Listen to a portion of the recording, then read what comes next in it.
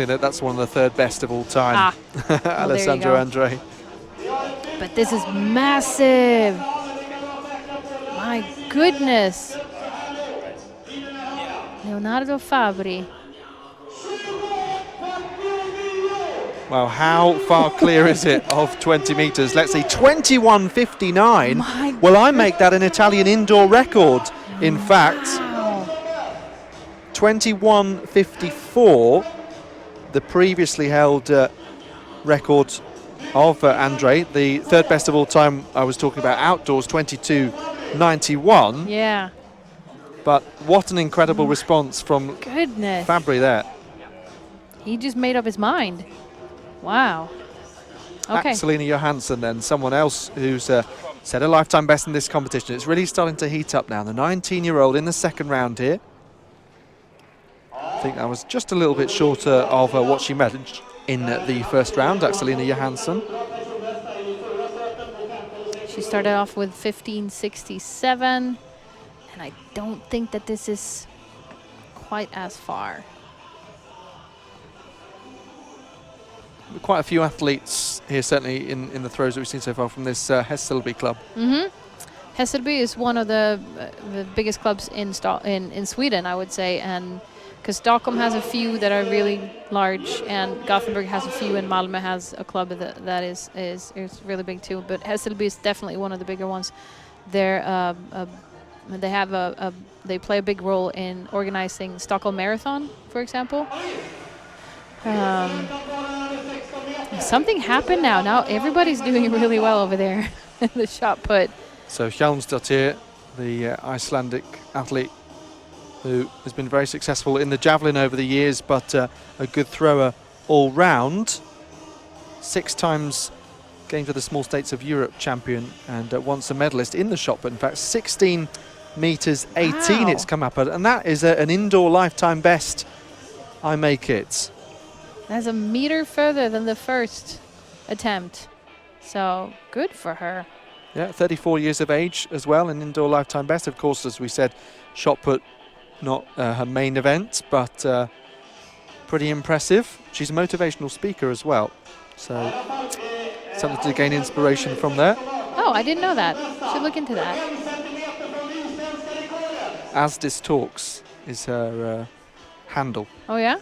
I'm going to look into that. YouTube channel as well.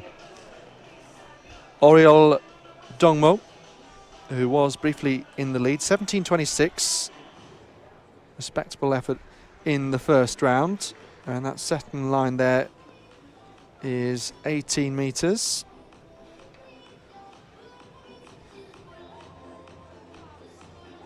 Should be around her first.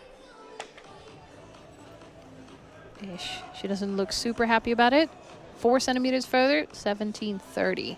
So it tightens that lead. 17:33 from Fanny Roos, who's capable of responding and extending that lead, I'm sure. Frida Åkerström. Yes, Åkerström. Also competing for Hässelby. Passing 16 meters with that. Start off with 15:46, so it's an improvement. We like that. 16:61 is her indoor lifetime best.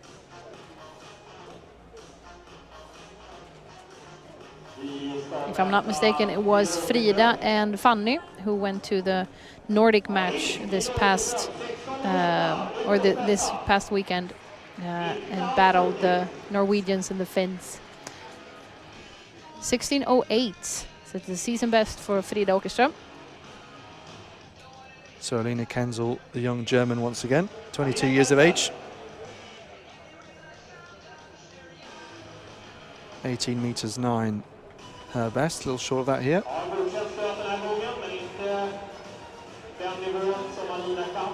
But this time we're going to measure that, because last time it was a red flag, I think.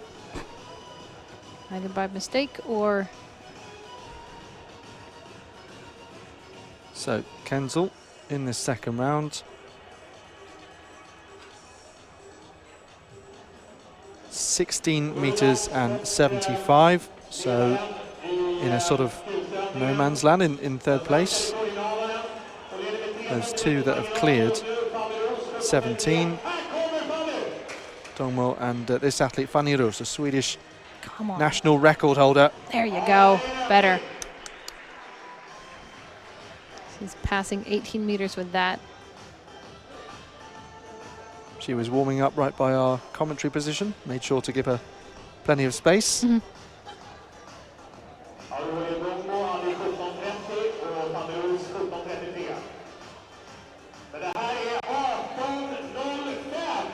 It is over 18 meters, yes. 18 meters and 5.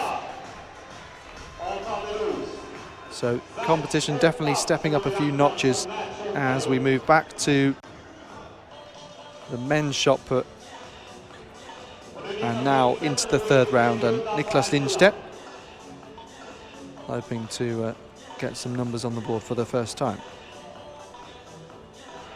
So previous throw was just off to the left-hand side. This one is ever so slightly. It is another red flag, but I'm sure this is a sort of competition where you will get 6 throws. Yes. There's only 5 athletes Exactly. competing. It's always often the key thing about competition. You know, people travel to the event and maybe you're only going to get 3 throws. It's a frustrating situation for any athlete. Really.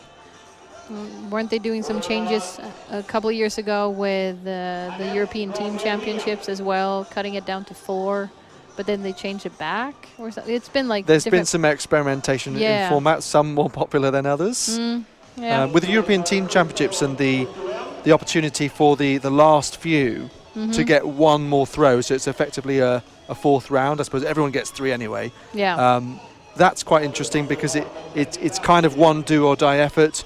You've placed in the top 3, you've got a good handful of points, and you've then an opportunity to just go for it, 1 more throw, and you could end up rising up the leaderboard. You haven't got anything to lose really from that. So I think that's maybe one of the more popular differences in format or experimentation. Well, it is interesting. They do get to try out some few things, and some stuff will work out really well, and some things will not. That's just what it is. But I think it's good that the track and field that you can experiment, but you also have to admit sometimes when this wasn't a great idea. Let's take it back. As long as you're willing to do that, maybe a competition didn't work out, overran, etc. Back to Marcus Thompson, and back with an opportunity to try and respond, but that lead now over 1 meter, 20.52 in the last round. It's again over 20 meters. So he's consistent. I would say very consistent. 2042, 2052. Could this be maybe a little bit shorter, 2032? He doesn't look super pleased about that though, shaking his head.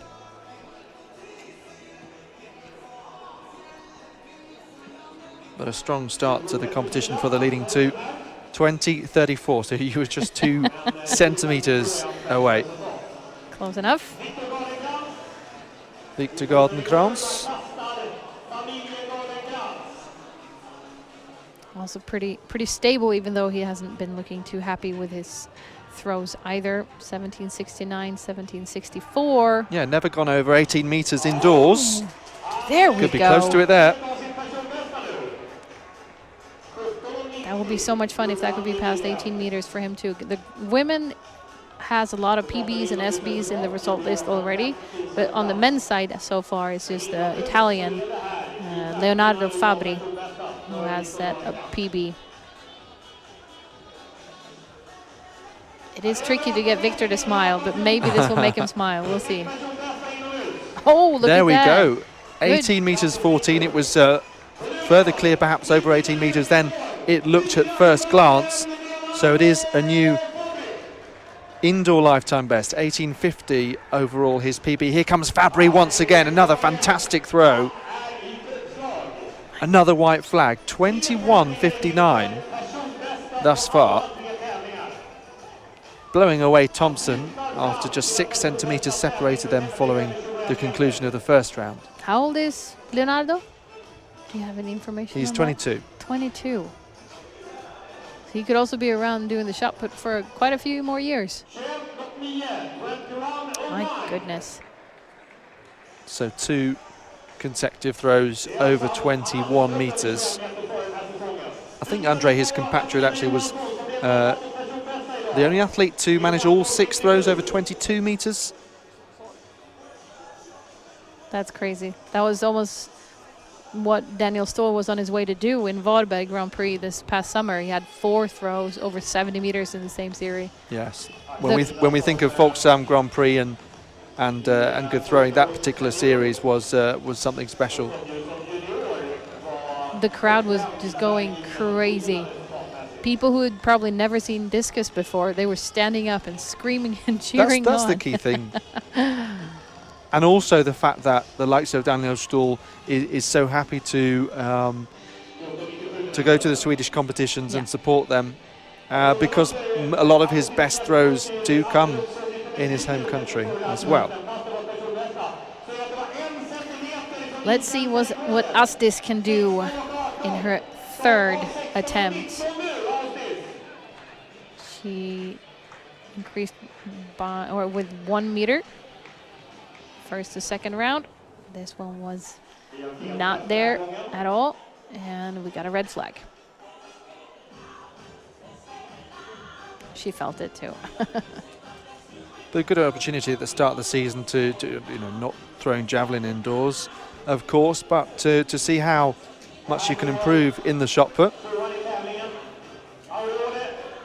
And I think also just to keep your nerves there, like what you feel when you actually go and collect your number bib, you put it on and you warm up, you do your routine, no matter if you're going to do the shot put or the javelin, like you trigger something, and if you keep that alive during the indoor season as well, as a javelin thrower, I think that will be good for you. Dongmo, so 17.30, improved by 4 centimeters on her first round throw of 17.26. Is this the closest to 18 that she's got so far? Looks like it. You can see, looks like a Sporting Lisbon vest there, the recognisable green and white stripes. 17.54, so further with each effort for Dongmo. Yep. Frida Åkerström, which is good height with that throw, over 16 meters.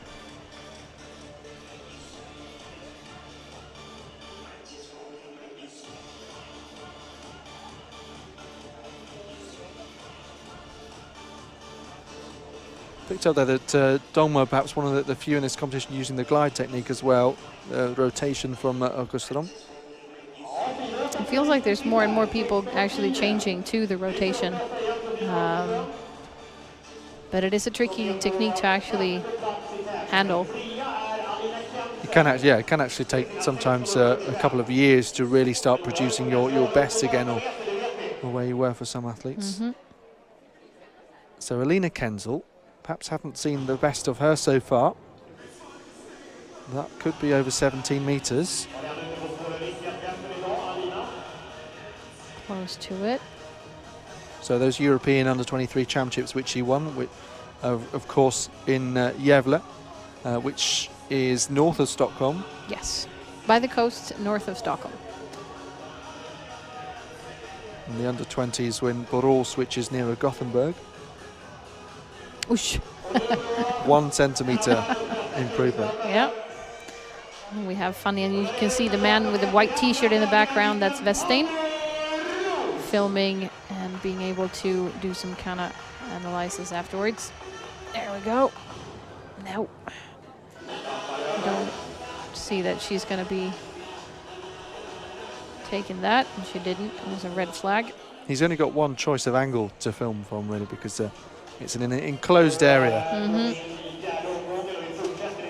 But these, I imagine mostly coaches. We've got your friend Gustav from the Swedish Federation, top left of the screen. Yep. Ringside seats. It would be great, though, if Nicholas would get some kind of good result with him back home. 4th attempt. Oh, he's pulling it so far out, or pushing it out to the left. Too bad. A lot of will, a lot of power.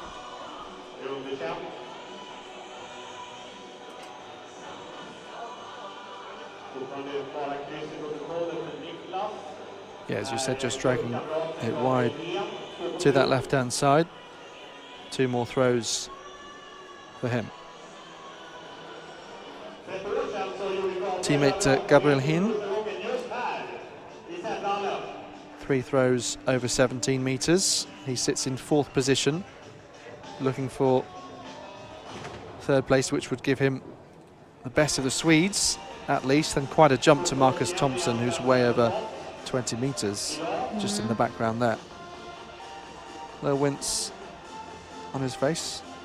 Very tall shot putter. Yeah, he is pretty tall. I would agree with that.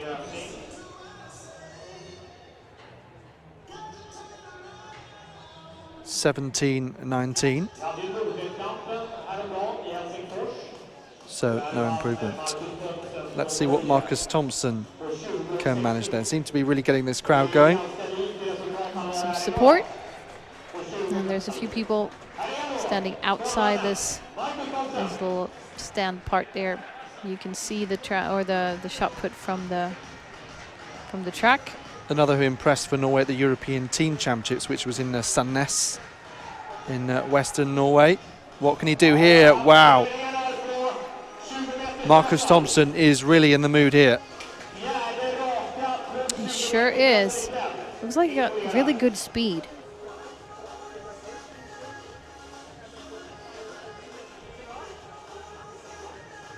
Good speed and a complete explosion.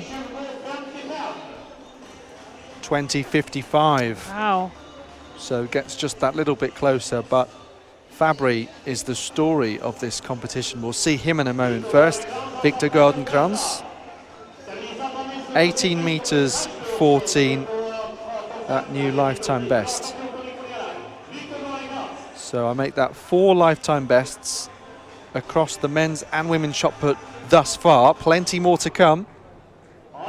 Right on that 18-meter line.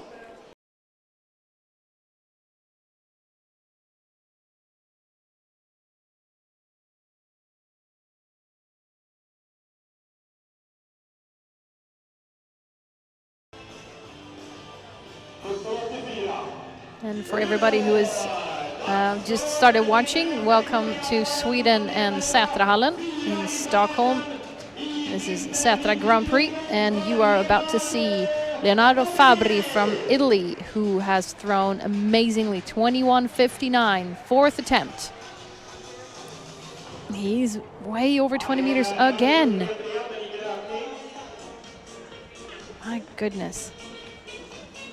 Well, you knew something was up, the fact that he's already managed indoor and outdoor lifetime bests in 2020. He was 2nd at the Under-23 Championships that I mentioned in Gävle, behind Bukowiecki, the Pole.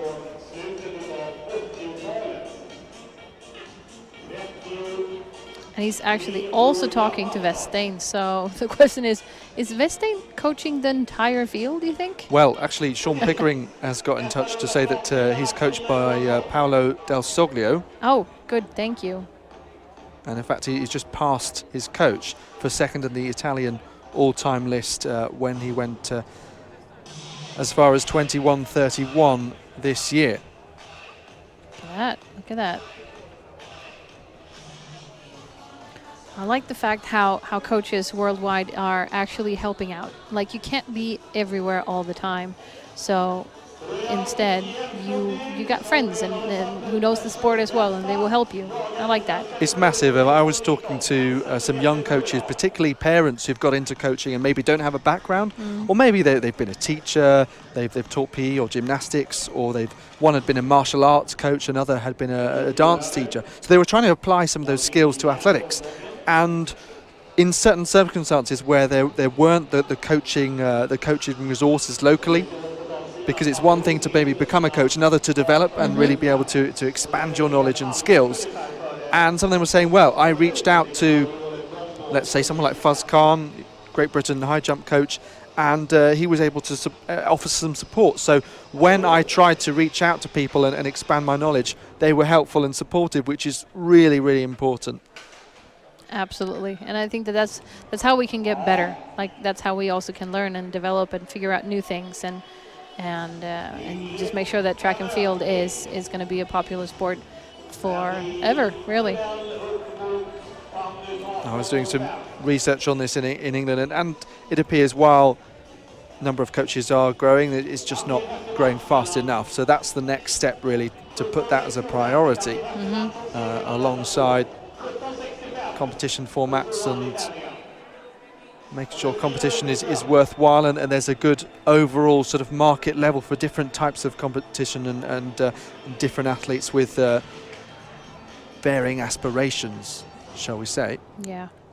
It's also a balance of finding, because you have a lot of coaches who will be on non-profit basis, and to find a balance, because they have to find a way to make a living, and then they want to do this whole thing with coaching.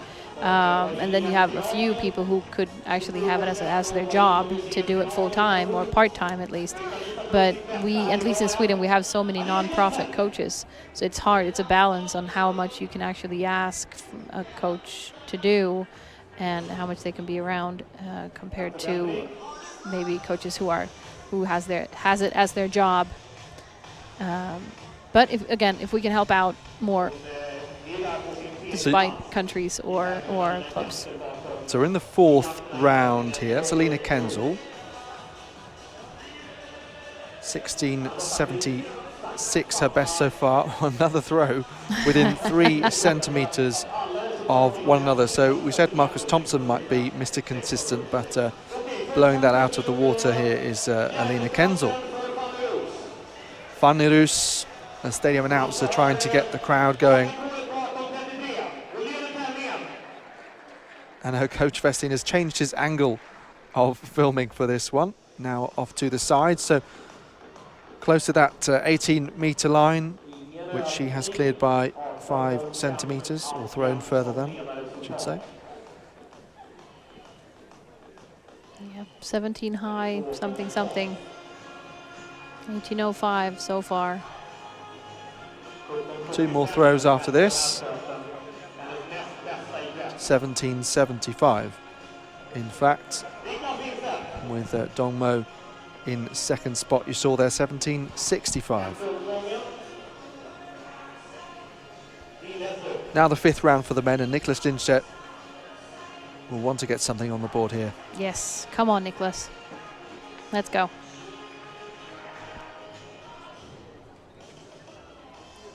Again, dragging off to that left-hand side. And I think that he got a red flag again.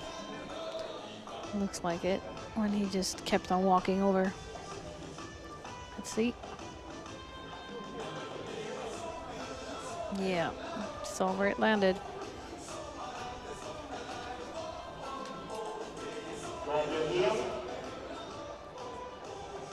So once again, following him will be teammate Gabriel Hien. 17.81, his best. Also pretty consistent there, and that looks to be right on that 18-metre line and possibly over. Because right now, actually, the best Swede is Viktor Gardenkrantz with his 18.14. But historically and with personal best, Gabriel should be. But again, Viktor has been working out well and doing well with his shot put, and Gabriel Hien with his shot was actually measured to 17.92. So it's still Viktor Gardenkrantz as the best Swede in 3rd. Gabriel stays in 4th.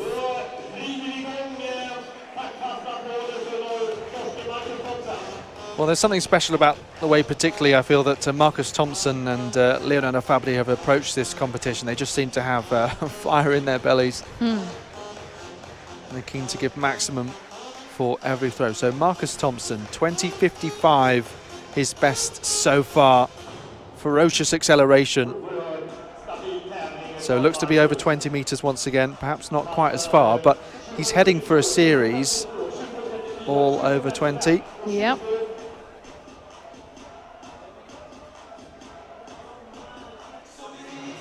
That 21.01 this month beat 20.98, which was a 31-year-old Norwegian indoor record, which was held by George Anderson, who Thompson, who was 7th at the European Indoors last year and just missed out on a medal at those European under-23s that we've mentioned a few times. Victor Garden Krans, as we said, top Swede, 18:14, that lifetime best. Perhaps just short of it. And it looks like Victor is having a pretty good day, like with a PB of 18:14, but also pretty stable, well over 17.5 meter in the others. Yeah, his first time today over 18 meters indoors, beating what he managed in Malmo last month. Yeah, his dad competed in the 1980 Olympics and was the world junior record holder. Here is Leonardo Fabri. What a performance so far, just a league above the rest today. He has so far the 3 furthest results. And this is going to be the 4th maybe, since Marcus Thompson from Norway is in 2nd place, 20:55. And it's only Leonardo's first one that was shorter. So incredible stuff. Look at that series. But round 2, 21:59, and it took us by surprise a little bit. The competition was just starting to rump up a few notches, and then suddenly someone turned the oven on. Yep, really did. An explosion. And we're back to the women's competition. Axelina Johansson. Yeah, who started this shot put competition with a lifetime best, the teenager. Feels like she is also pretty even. She's around that. It was his 3rd attempt that went down under 15 meters, but then the 1st and the 2nd was pretty stable. The 5th one now she decides to, or if she by mistake actually stepped over. Astis Hjalmsdottir Annerud. Indoor lifetime best, first time over 16 meters for the Icelandic athlete, predominantly a javelin thrower.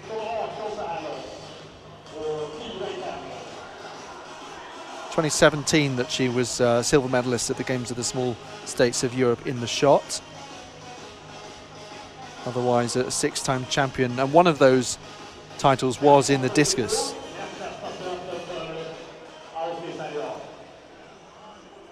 And that's her coach, Kari Kivili.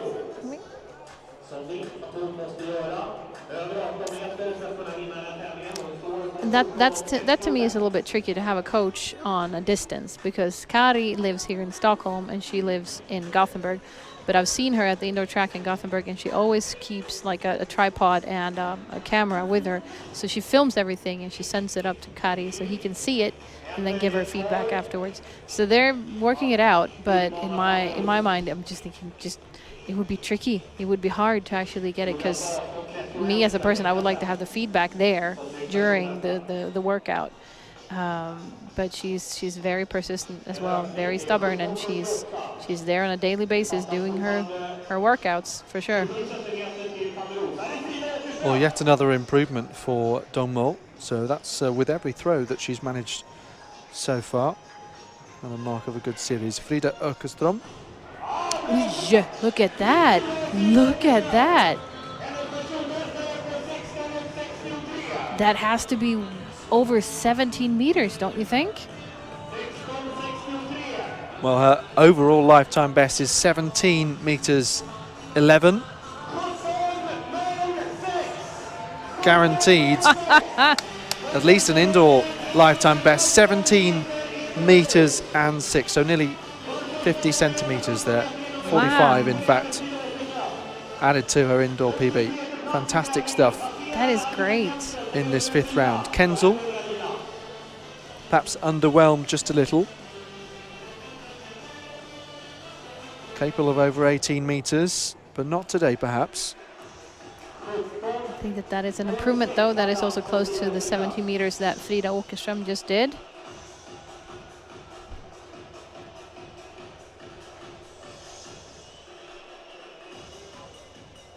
So we now have 3 athletes over 17, make that 4.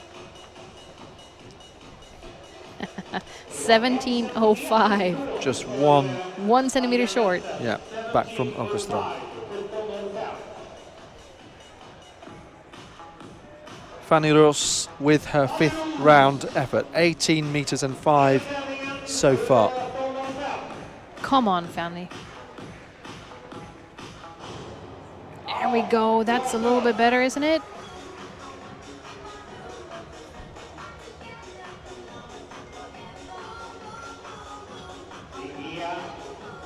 There has to be a little bit of improvement, I think. 18:05 so far. 18 meters and 19 with 1 round to go.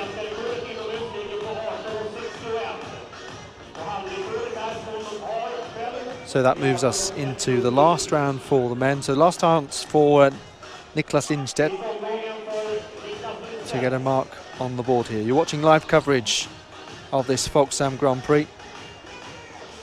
International athletics coming to you from Sätra in Stockholm. Really unleashes that one, and it will be measured this time, so does get a mark in.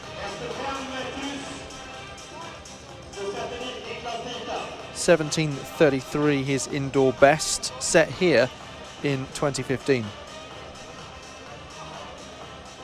So the 26-year-old Swede waiting for Well, it looked like that measurement. it looked like he screamed out, like, yes, at least. So I hope he's happy with it. 16:83 for Niklas in his last attempt.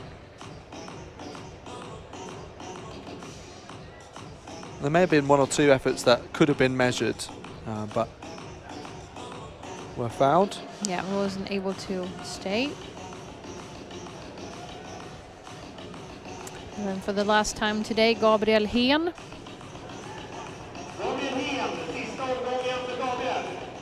17:92 so far. Come on.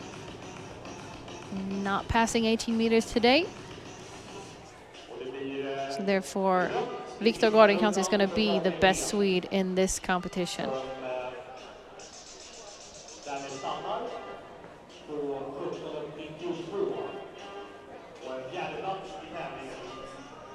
And coming up for the last time today, Marcus Thomsen. Explosive Norwegian shot putter.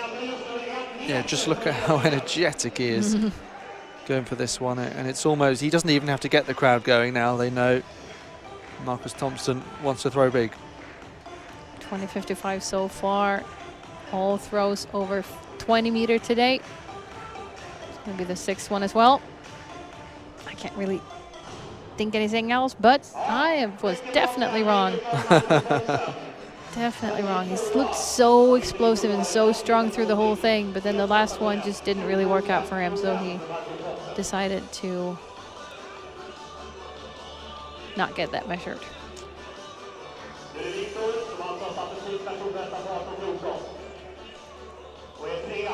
Well, this is Viktor Gardenkrantz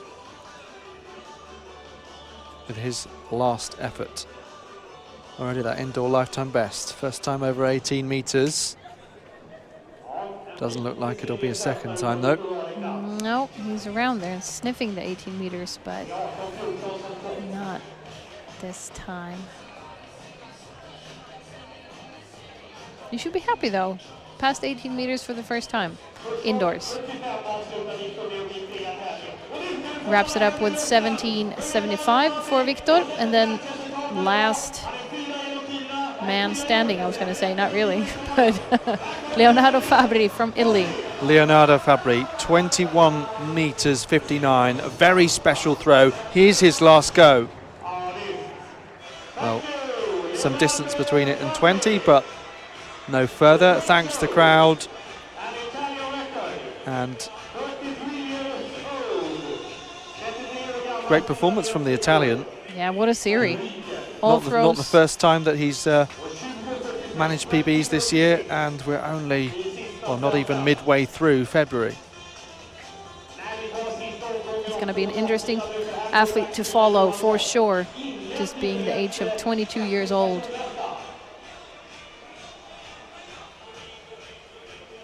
Back Last round for the women, yes. Yeah, exactly. Great minds think alike, right?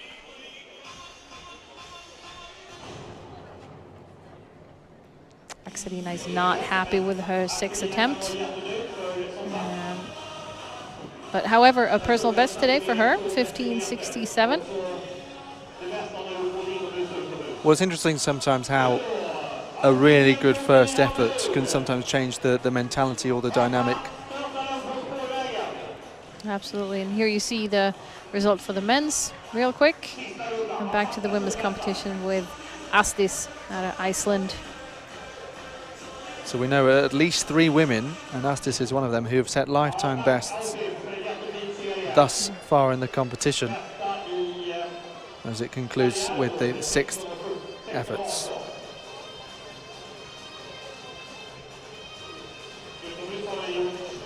You can almost see some tendencies there of the javelin technique in her stance when she's actually doing it. But I hope that she will have a really good and successful outdoor season with the javelin for sure. She's a good athlete.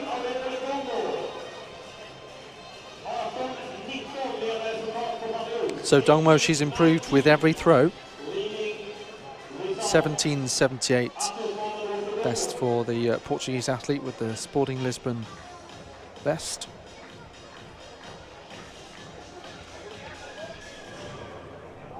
Oof. She might have improved again. Started with 17:26 and then worked her way up to 17:78 in the 5th round.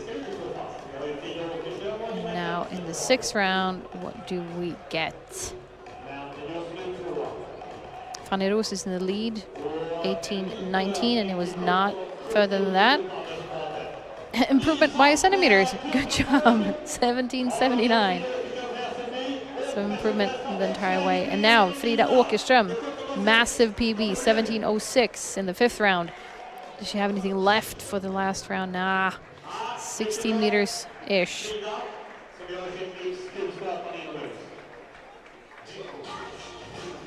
Good job, Frida.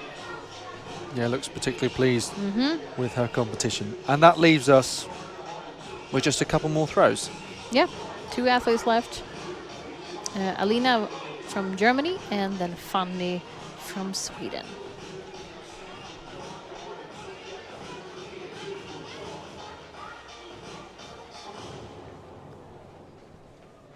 So not at her best today, capable of over 18 meters, the European Under-23 champion, but plenty of potential there, and it's hard to make a German throwing team, of course, but something to work on. What have you made of Fanny Roos today? Well, just looking, I can't do 2 things at the same time, clearly. Looking at her and trying to speak at the same time. Well, I'm very happy with her competition. She didn't start off great, 17:33. We know that she can do way better than that. Two results over 18 meters, 18:05, 18:19. So I get the feeling that she pulled herself together a little bit. But she has more. She definitely has more. She's been free from injuries, and she is on her way to keep on doing really good things. We're looking forward to the Olympic Games this summer and the European Championships as well. And I hope that she will get selected to go to the Olympic Games. Well, we're just looking here at the result. Well, there's a bit of a break now as the men's result comes on screen. There will be a bit of a break momentarily with the action resuming at 7 o'clock here in Swedish time and at 6 o'clock UK time. So join us then. Lots to come, including Pierre Ambroise Boss, Philip Ingebrigtsen, Jamie Webb, Angelica Bengtsson, Kerstin Bledman. I could keep on naming names for the rest of the 7 minutes, but we're just going to take a quick break from commentary and join us. Plenty more to come here from Sätra.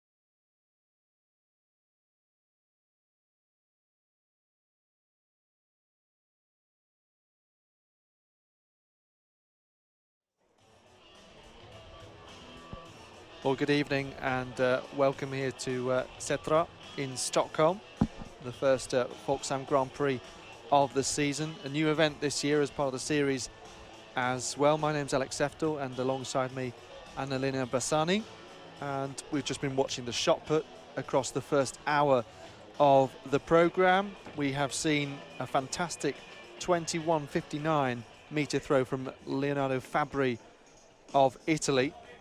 And it wasn't the first time that he's set a lifetime best this year either. And that seemed to be a theme of a lot of these athletes coming here. Already started their seasons well, perhaps at the indoor tour meetings so far, or elsewhere on the circuit, perhaps here in Sweden, indeed, where the setup of this sort of meeting at this level seems to be very professional. Everything has its place. And it's been a delight to come here, as it was last year, if you were watching with us, the Grand Prix in Karlstad and Sollentuna, which is also sort of a suburb of Stockholm nearby, and Varberg, where Daniel Stoll had a fantastic series in the discus.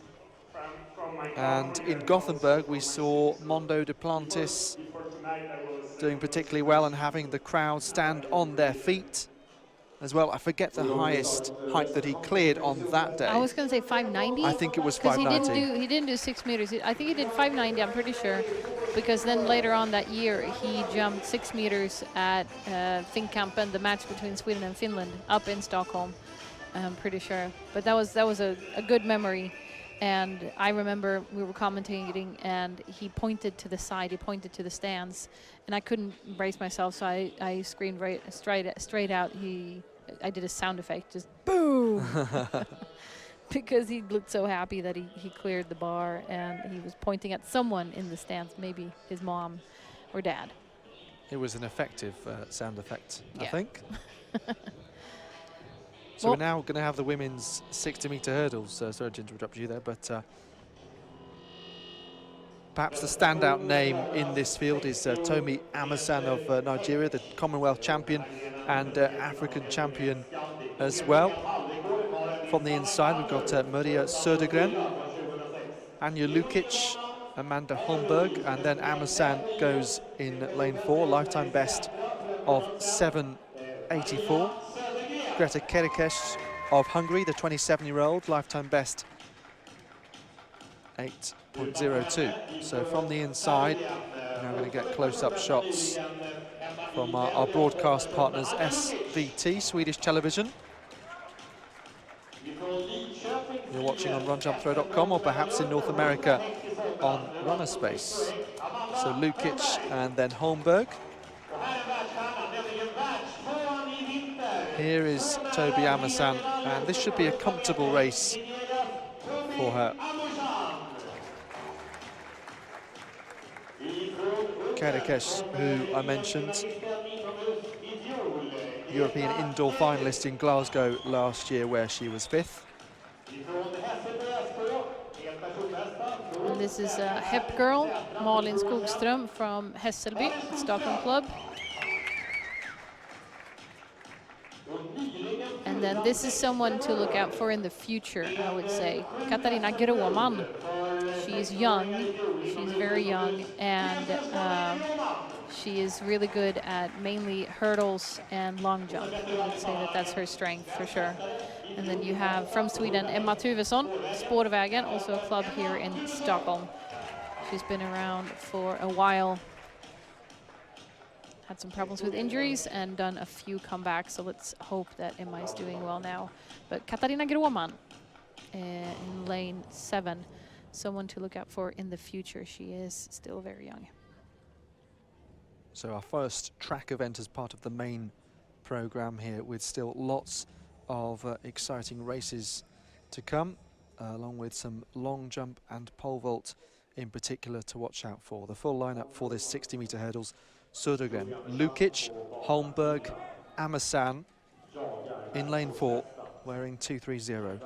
Kerekes, Skogström, Gråman and Tuvesson, who's only 28, by the way. I know you said she's been around a while.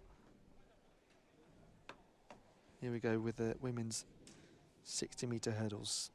And the shot putters in the background, just peering, or the taller ones are. Gabriel Heen. Yeah. He's tall enough to get a view of this 60-meter hurdles anyway.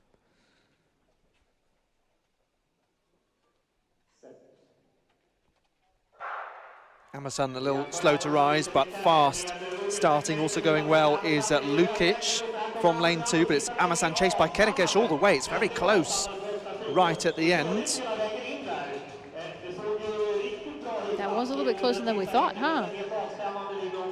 Yeah, well, assumed it would be comfortable on the basis that only one athlete had gone faster than 8 seconds before. But perhaps Kerekes using that as a bit of a motivational tool to try and get as close to Amasan as possible. Just waiting for that time to come up. We can see there 8:17 showing trackside.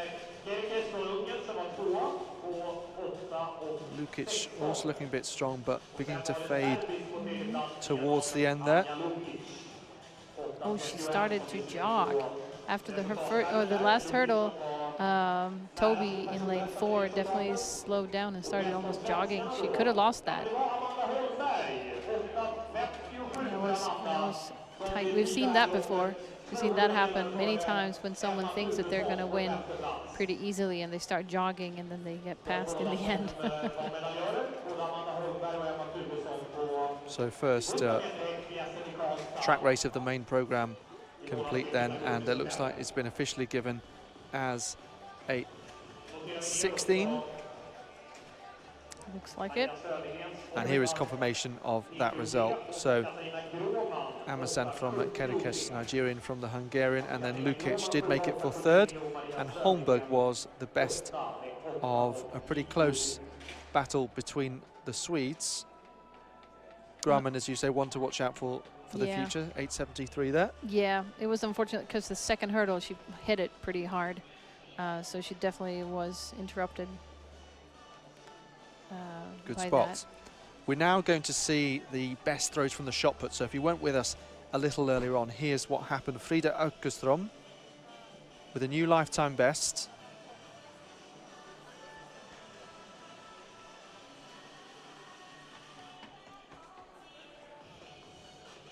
(17.06 meters). So she's just congratulated there by Asdis Hjelmsdottir, who herself went over 16 meters, the first time she's done that indoors, 34 years of age. Ariel Dongmo, well, she improved with every throw in the competition, so that means naturally we're going to see her 6th round effort.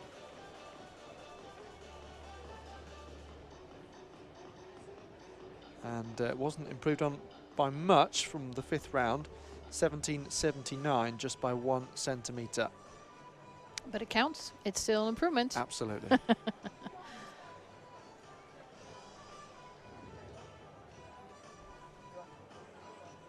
So hoping to get international selection for Portugal. 17.79. And Fanny Roos, Swedish national record holder, indoors and out. And it was a competition that she did enough to win. Yeah, she did. There's definitely more there, but today she should be happy with 18-19, definitely.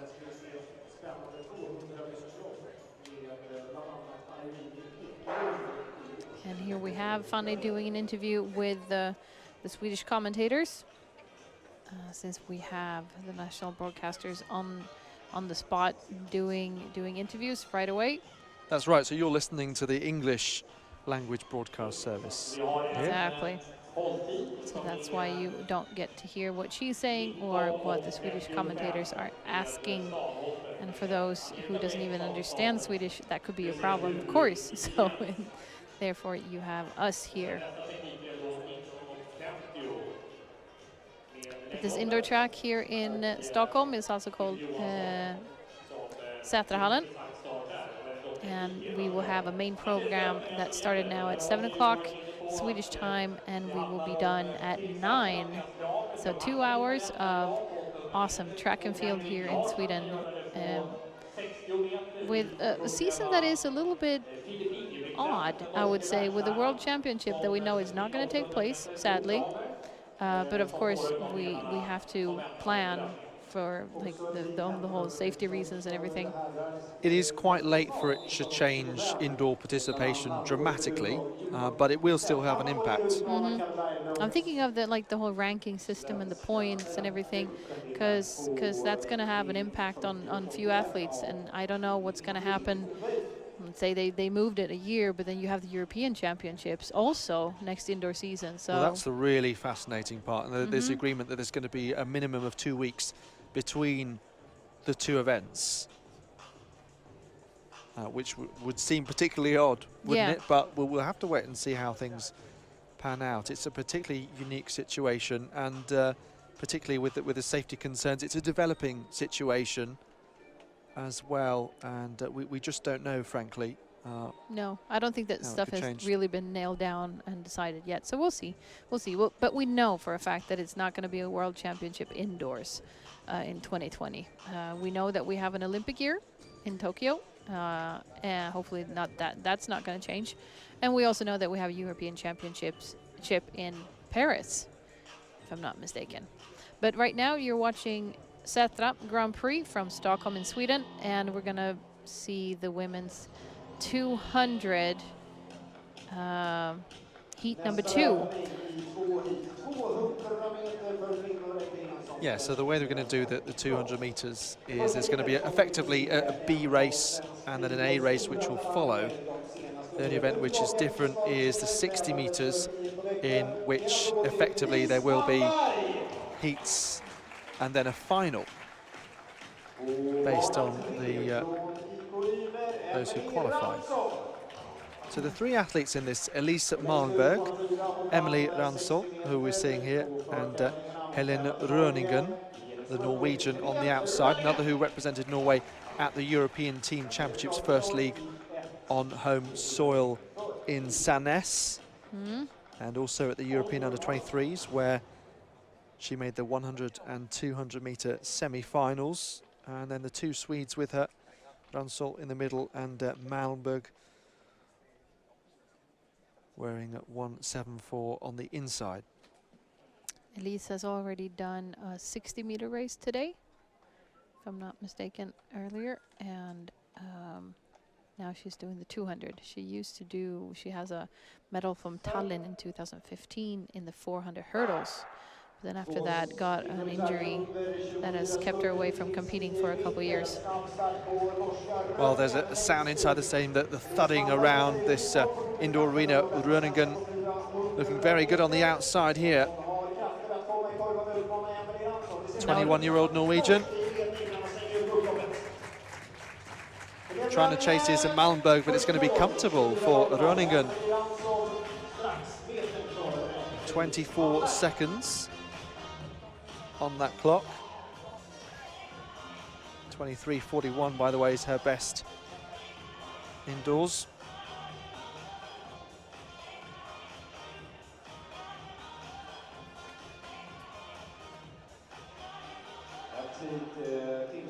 Very determined and strong in the end. So other things that we have to look forward to tonight, we mentioned it before, the women's pole vault, the women's long jump, the men's 800 is going to be super interesting, and the men's 60 meters. Is there anything in particular, Alex, that you're looking forward to tonight? Yeah, well, Kirsten Bledman features there, the Trinidad athlete who is part of the 2008 team that is, well, now the gold medalist, so effectively he is an Olympic champion. Sam Gordon, talented young British sprinter from Wales as well, and some athletes who've already participated earlier in what's called the pre-program here, and some of them just, I suppose, opting to try and get 3 runs of 60 meters in one evening early in the season, and O'Dane Rose is among them. And also an interesting athlete, Leo Martinez, yeah, who's 42 Leo years old. And we'll just cut there because we've got the 3 best throws from the men's shot put competition earlier. Victor Gardenkrans, brother of the discus thrower Jakob, and his father competing for Sweden at the 1980 Olympics, a former world junior record holder in the discus. And Gardenkrans, 18:14, I think it was the furthest by him today. that's right, and that is best indoor ever. Marcus Thompson, though, full of energy, and it was he who just started to raise the temperature of the competition. 20:52 in particular, and then 20:55. All throws but one passing the 60 meter mark, or the 20 meter mark, I mean. So that put him in 2nd place overall, but then Leonardo Fabri, with his 2nd round throw, broke the Italian indoor record that's been held by Alessandro Andre since 1987 in Turin, 21:54. And he's gone 5 centimeters further than that. And his series really stands out. The shortest throw was right at the end, 20:46. But winning the competition by over a meter. So happy. So incredibly happy. I love it. And like we also said before, if you were watching, he's young. He's 22 years of age. So hopefully he has many, many years within shot put. Yeah, and the fact is that he's already thrown, prior to this, 21.32 outdoors in Cape Town last month, and coming in had managed 21.11 in Ostrava last week. And both of those were PBs in outdoor and indoor, so terrific start to 2020. So now the second of these 200-meter races, so effectively an A race. Once again, 3 athletes. Marussia Pare, the French woman, goes there on the inside in lane 2, wearing 173. 7:39 this year in Reims. You can see there 23:45 is her indoor lifetime bests. Irene Eklund, European indoor semi-finalist in Glasgow.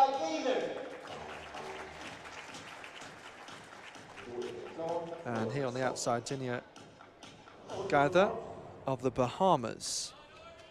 23:11, her indoor lifetime best.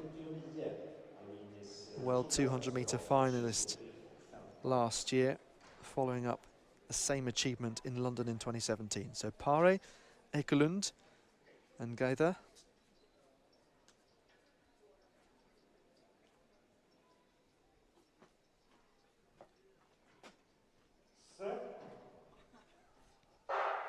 Well, it's the one lap of these track here in Sätra for these women. Gaither gone off pretty hard on the outside, and Eklund now trying to chase her down along the back straights. Here into the top bend where the pole vaulters are just warming up now. Pare coming into contention. Really strong down the home straight, but Gaither coming home to win. 23:74 on the clock.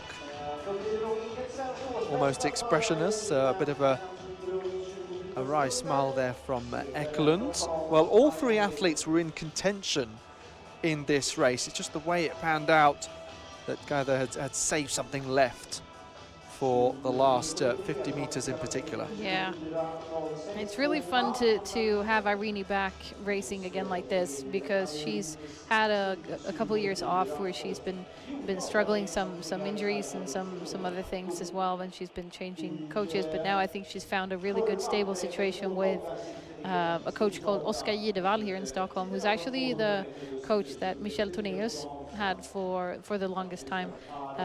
He had another coach in the States for a while, but last year he changed back to Oscar to finish off his career, actually. And I think that Irene is finding something really good and stable with him here in Stockholm, and I'm really crossing my fingers and hoping that she will keep on doing track for a long time, because she has so much more to give. There's so much talent there. She's just had a little bit of a rough time, but hopefully now she's figuring things out. Antonius, you mentioned there, who I remember last year you mentioned that he'd said it would be his last year of competition. Yeah. So he's followed that through? Yeah. And he has now retired? He has retired. He's done. 2019 was his final year. It was very emotional. He did Finnkampen in August, and he did nationals, and then that was it. He didn't go to Worlds. He didn't get selected to go. So I don't know if he ended it the way he wanted to, or if he actually wanted to go to Worlds, but he's had an amazing career. He's done so well, and now he's off doing something else.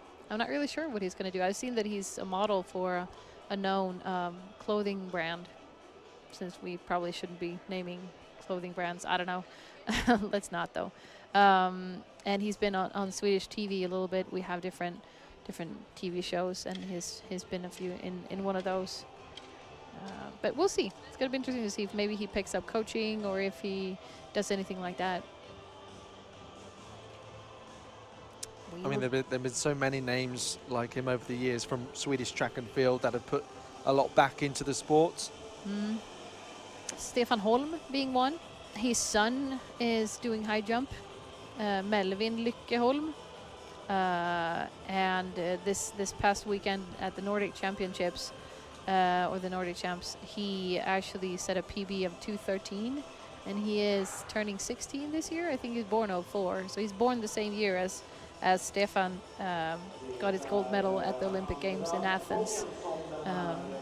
And he's definitely a talent, but if you watch him, if you see him, he does the same kind of, like, you know, the small ticks that Stefan had.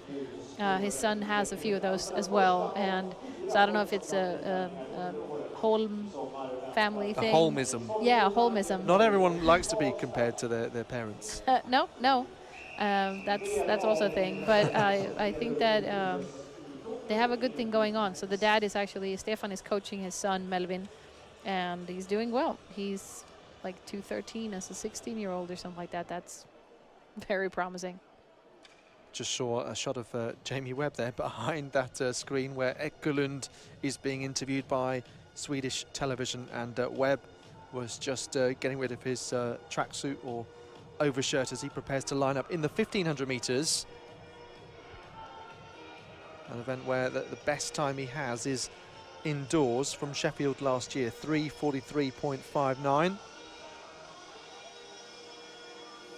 Established himself really well in the last couple of years, over 800 meters, but has some real talent over 15. Remember watching him, I think it was 2018 British Universities Championships. He was in 11th place with 300 meters to go, and he'd already doubled up across the weekend with 8 and 1500 meters. So he said he had absolutely no energy on the start line, but just went for it, and a huge change of pace with 3/4 of a lap to go, and ended up with the gold medal. It's pretty extraordinary stuff.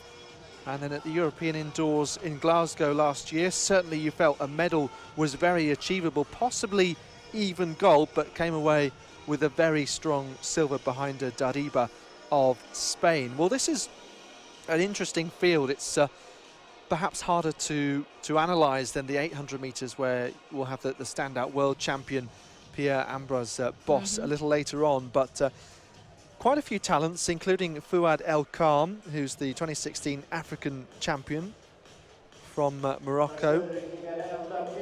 Boaz Kipriguts, the Kenyan, 3:36 at best. There is El Karm, I think number 82 he's wearing. Yeah, and you saw the tall gentleman in the middle there. That was the Swede Johan Rogestedt, competing for Stenungsunds FI. He has a youth gold medal in the 800 from 2009, a world championship, a youth world championship. He broke the Swedish record in the 1,000 meters in Gothenburg Grand Prix a couple of years ago too. He had an off year in 19, but hopefully looks like he's been training well down in South Africa now during Christmas and New Year's, and this is going to be his season opener for all I know. Yeah, well, we mentioned Leonardo Fabri had been in South Africa, and that resulted in a fantastic shot put throw for him a moment ago. So could that be a winning link here in Sätra? Very possibly. Elmar Engholm wearing 85, the Swede on the inside. Jamie Webb wearing 80 and looking keen to get going. His story rose to prominence, I think, at the World Championships last year. The science teacher, originally from Liverpool. So this big 1500 meter field gets going on this tight 4-lane track. Yeah, it's not too much space, is there? Just 4 lanes around, and the newer tracks being built has 6 lanes around. So 4 lanes before was the normal standard thing, but now it feels like 6 lanes around is being somewhat expected sometimes, but not all tracks have that. Sweden is blessed with so many facilities like this, though, so many capable of hosting this type of meet, as we've seen throughout this Folksam series last year. So Akbash, the French athlete wearing 86, is the pacemaker. Jamie Webb towards the back of this field. There he is. Some of the other Swedish athletes, Viktor Frisk is at the back of this pack. We've also got Kumar Taki, the World Under-20 champion from 2016, the Ethiopian. Kenyan, sorry, it's Endale, the Ethiopian. Boaz Kiprugut, the first of the Kenyans, though, behind the pacemaker Akbash. So still Jamie Webb settling in now towards the middle. Just trying to bridge a bit of a gap that's opened up in front.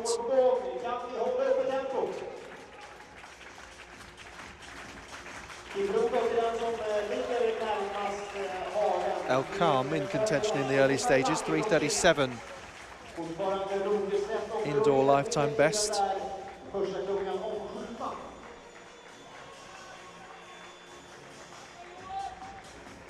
So Kiprugut behind the pacemaker, and then it's Kumar Taki.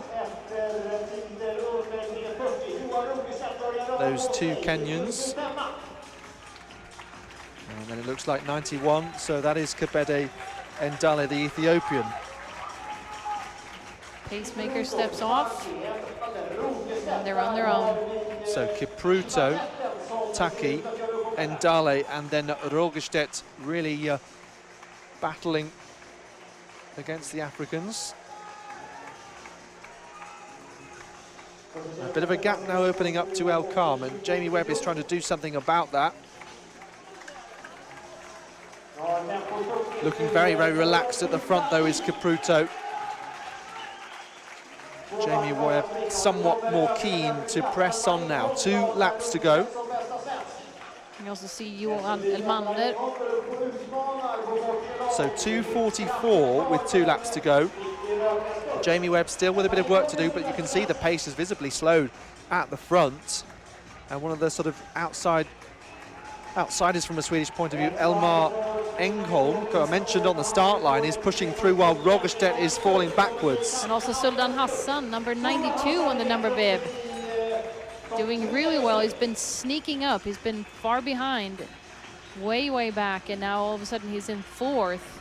Elmar Engholm from Hässelby is now in 6th. So the Ethiopian chasing down Endale. Here we are. Kumar Taki now at the front and trying to grit his teeth, trying to hold on. Here comes Endale, looking the way more relaxed of the two, and he takes it. What a thrilling race. Wow. Well, you could sense that Kipruto in the latter stages of the phase of the race where he was leading was just beginning to slow things down, and it was the other Kenyan, Taki and Endale, who are so keen to push on, and both of them have indoor lifetime best this month, in fact. So just showing you once again, Endale coming through. His time has come up as 3 minutes 42.37. You actually have the Swede, Sultan Hassan from Ullevi FK in Gothenburg. 3:43.84, that's a personal best for him, and ending up 3rd. Good job for Sultan. His hard training has paid off. Kiprugut back in 4th place in the end. Getting all sorts of prizes as well. I know that when a Swedish national record is set here, there is a sort of a bonus for some of the athletes, and we saw them getting boxes of gifts last year. Yeah, and you were wondering what's in the box. And I never really... A mystery cardboard box. Yeah. So we still don't know what was inside it. We still don't know what was in it. And I think that this is, he's now, the volunteer is telling him that this is a, it's not a prize that he will get to keep. It's one of those things that where you put a tiny little label with his name on and result on it, and it stays within the indoor track or something. Yeah, they just, Swedish official reminding him not to get too excited. Yeah, don't be too happy about this. Come on. But what sports people sometimes do is they get a replica made, and then they can put that one in their house. It's often done with Formula One trophies. Oh, is it? I didn't know that. I don't know too much about Formula One. Well, to be honest, nowadays the sponsor is often the shape of a sponsor's. The trophy is often the shape of a sponsor's logo, so that they perhaps don't have the historical prestige that they once did. Okay. But these these certainly do. Yeah. Here, watching an interview with the pole vaulter Angelica Bengtsson, who had an interesting year in 2019. She set the Swedish record. She went to World Championship, ended up 6th. But what she got almost most famous for at World Championships was breaking her pole. In one of the jumps, one of the attempts, she ran up, and the pole just broke. It just exploded.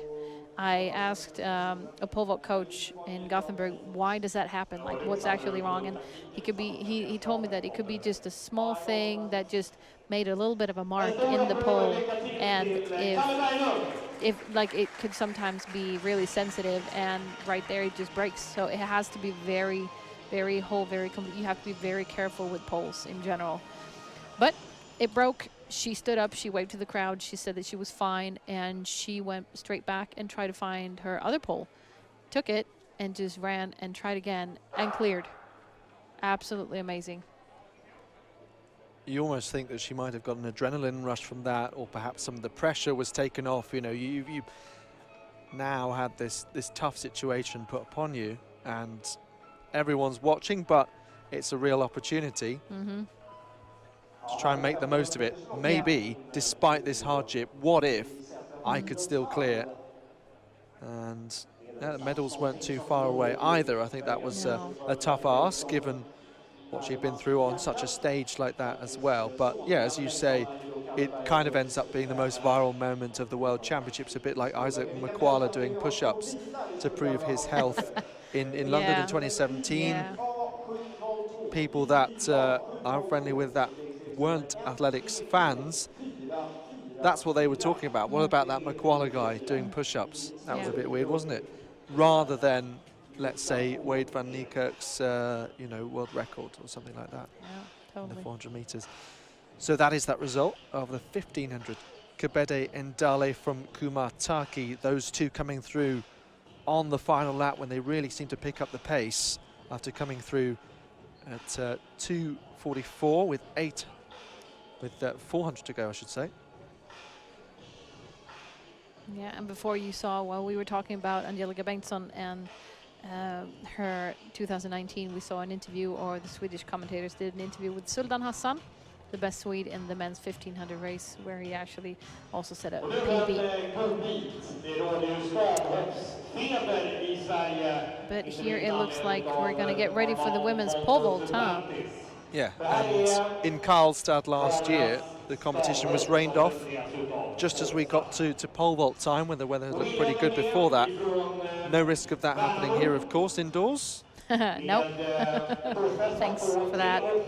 Appreciate that. But, I mean, what would you make of the Swedish weather? I'll go second. What would you make of the weather currently? Currently, it's off. That's just what I got to say, because we haven't had, like in big parts of Sweden where it should be some kind of snow, we haven't had any snow through December, January, or now February. It's been minus a few times, but mainly it's been plus. And instead of having white snow on the ground, it's plus, it's rainy, and it gets brown and just muddy and dirty, and it's not great. So we should have snow. Not a million miles away from Britain, then. No, probably not. But we should have snow. That's the thing. Like, we should have snow, but we don't, and it sucks, to be honest. It's because snow makes a difference. We have seasons. We love our seasons, and we should have seasons. That's it. So the pole vaulters being introduced. 5 athletes lining up. That's Marta Onofre, the Portuguese athlete.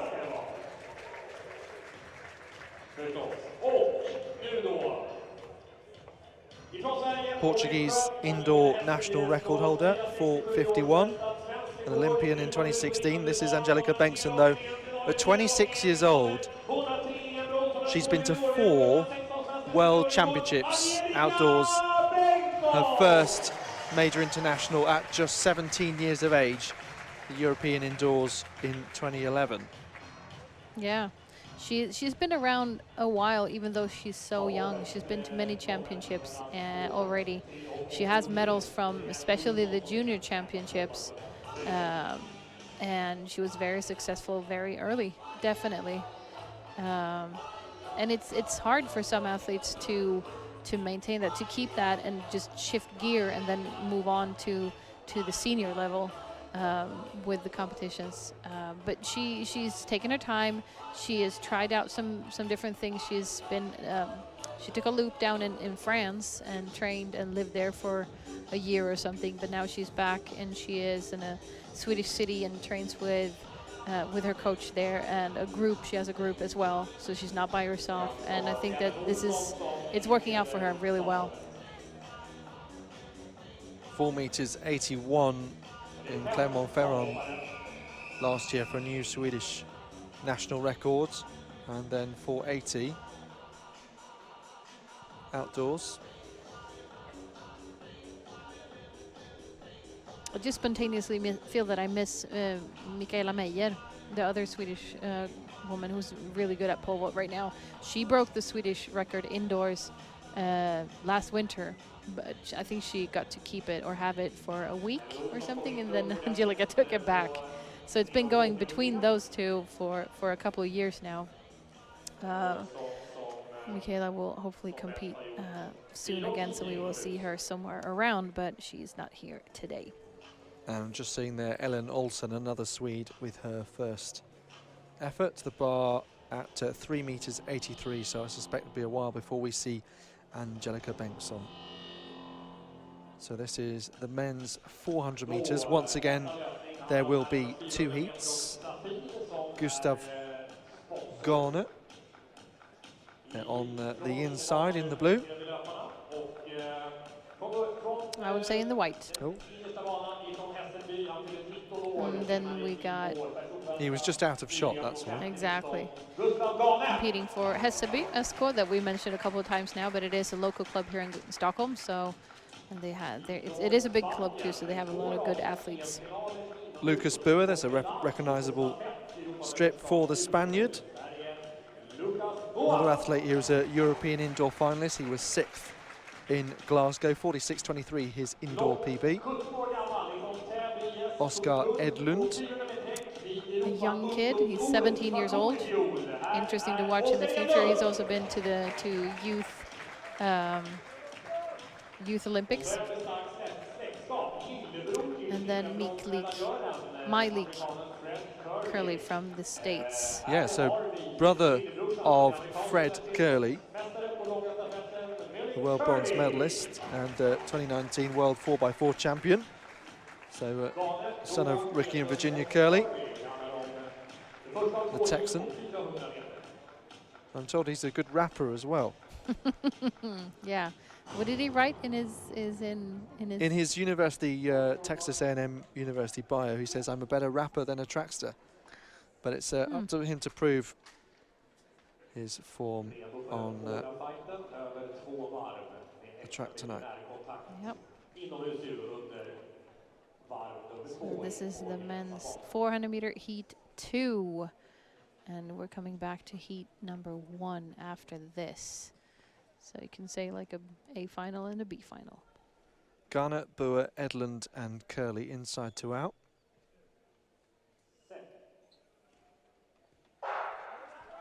So 2 laps of the track here. Curley with a good start, but Edlund now has that bright fluorescent target in front of him.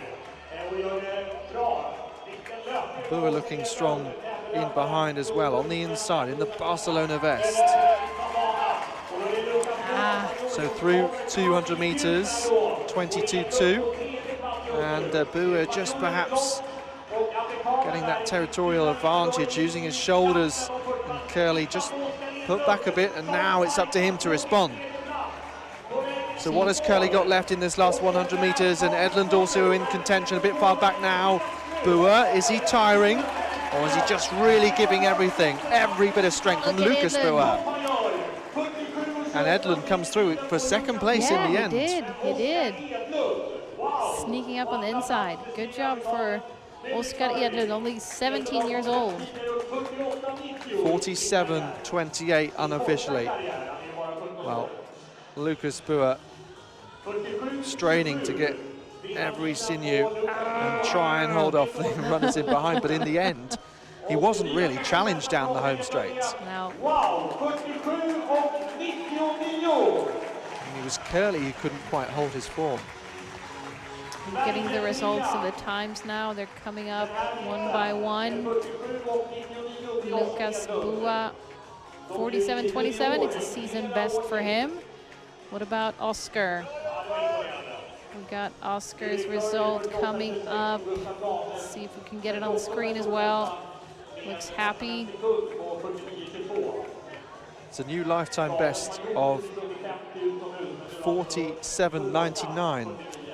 47.99, and he gets to write an autograph for that. Awesome. Fantastic. Full confirmation of that result in a moment, but looks like the two Swedes have both managed lifetime best. So that sort of narrative of these Grand Prix that we often have spoken about once before tonight, about how it's a great stage for those young Swedes and those with the potential to really give their best among a good quality field of international athletes. Because here, like Oscar being 17 years old, he doesn't have to go anywhere. He still gets to go home tonight. He knows where he is. He might have family and friends here cheering for him, but he still gets to meet top athletes, you know, and run against them and see what it's actually about out there. Because it is tough. It is something else compared to national level, compared to international level. Maybe not like if you go to a country like the United States where you have so many good athletes, but here in Sweden, changing from national level to international level is a big step. So to try it out on your home arena is just superb. So Folksam is doing great investments in this. And here is the full result, that victory for Spain's Lucas Bua, and PBs for both of the Swedish athletes, with Milik Curley, the brother of Fred, sandwiched in between them. Lots of youngsters involved in helping run the Folksam Grand Prix season.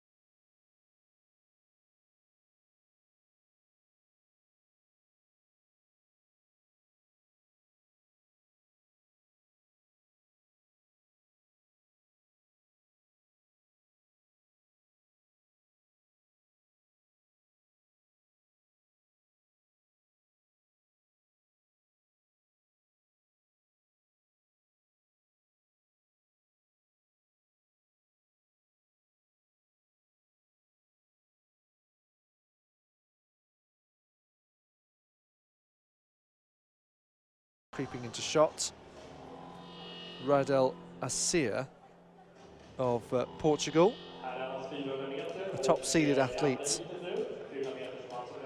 46.74 indoor lifetime best. Competed for Cuba in the past at World Championships and Olympic Games.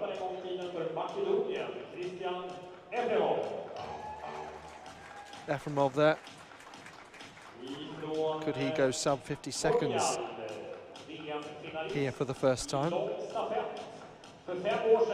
Asir, you can see, managing that new indoor best this year, 45.18 outdoors. Hampus Vidlund of the Växjö club, and that's got to be one of the toughest Swedish pronunciations, V-A-X-J-O, Växjö.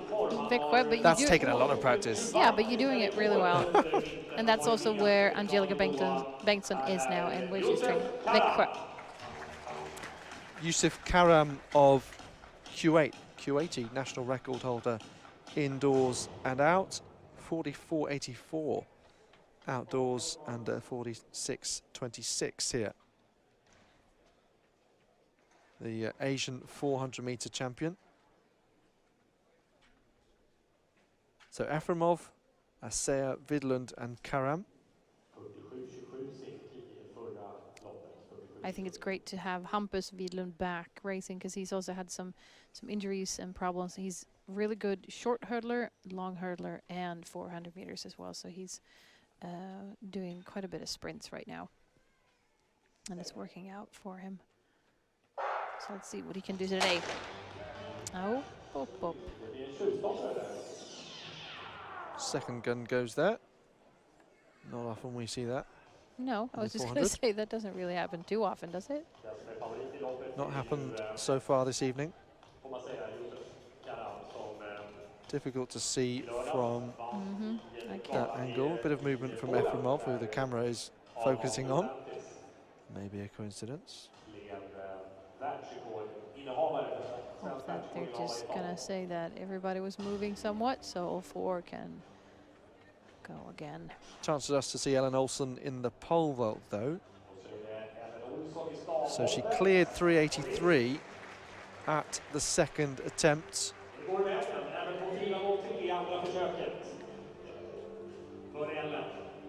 Now she cleared 403, and next one to try is Sag Andersson from Finland. Sag Andersson, that sounds very Swedish, I would say. Absolutely, yeah. Well, they call themselves Finnsvensk. Yeah. Swedish Finns. A big part of Finland still speaks Swedish. Yeah, I think at least Swedish. a third. It is one of the official languages of Finland. Yeah. They still pick it up in school. Seems like all four men are still in the 400 race, heat number 1 or a final. So Efremov, Asea, Vidlund and Karam. Here focusing on the Portuguese Asea in lane 2 and Karam, Q80 national record holder.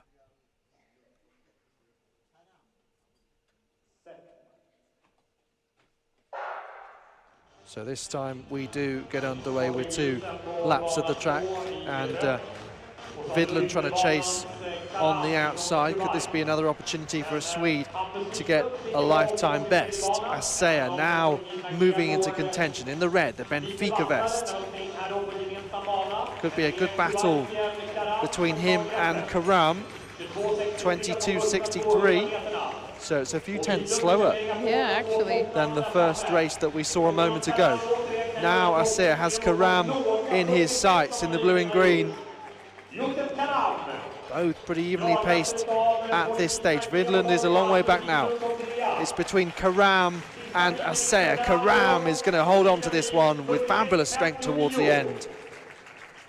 46.59. It is quicker than the previous heat, but the first lap I thought it was going to go quicker than what it did. Oh, I can hear in the background that the Swedish announcer is actually saying that this is a new arena record. 17-year-old track record here at Sätrahallen in Stockholm. 46.58 for Youssef Karam of Kuwait.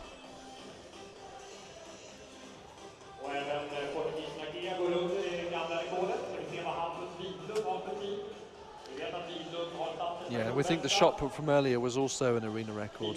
Yeah, it must have been. I can't really picture that anyone else has done further than 21.59 in the men's shot put here before, because that is really, really, really, really far. Hampus Vidlund fell back a little bit, 49.30 today.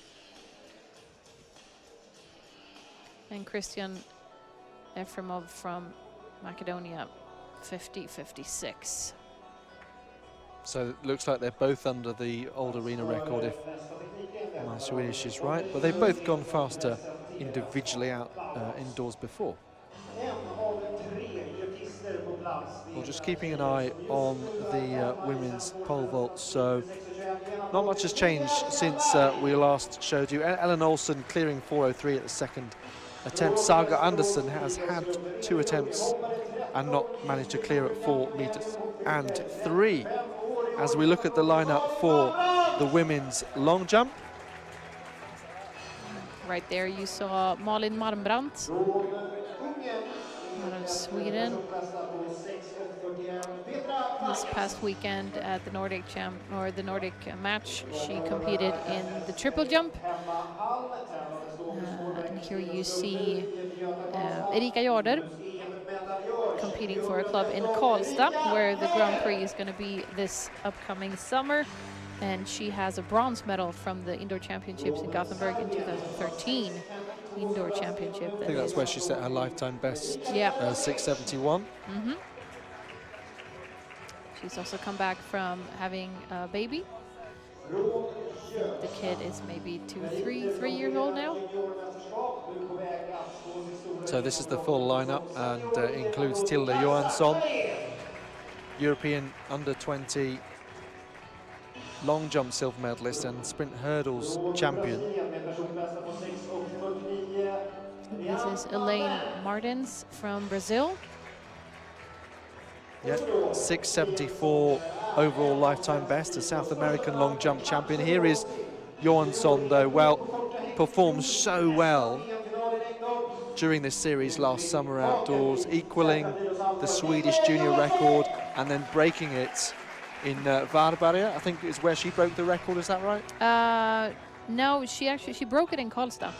She tied in Gothenburg at the World Youth Games at Ullevi Stadium, and then she broke it in Karlstad, so 1 centimeter further in Karlstad than 6:73. Yeah, absolutely crazy. She looked like she was like, there's an interview with Sanna Kallur a couple of years ago where when someone asked her, like, what is going on? Like, why are you so good at hurdling all of a sudden?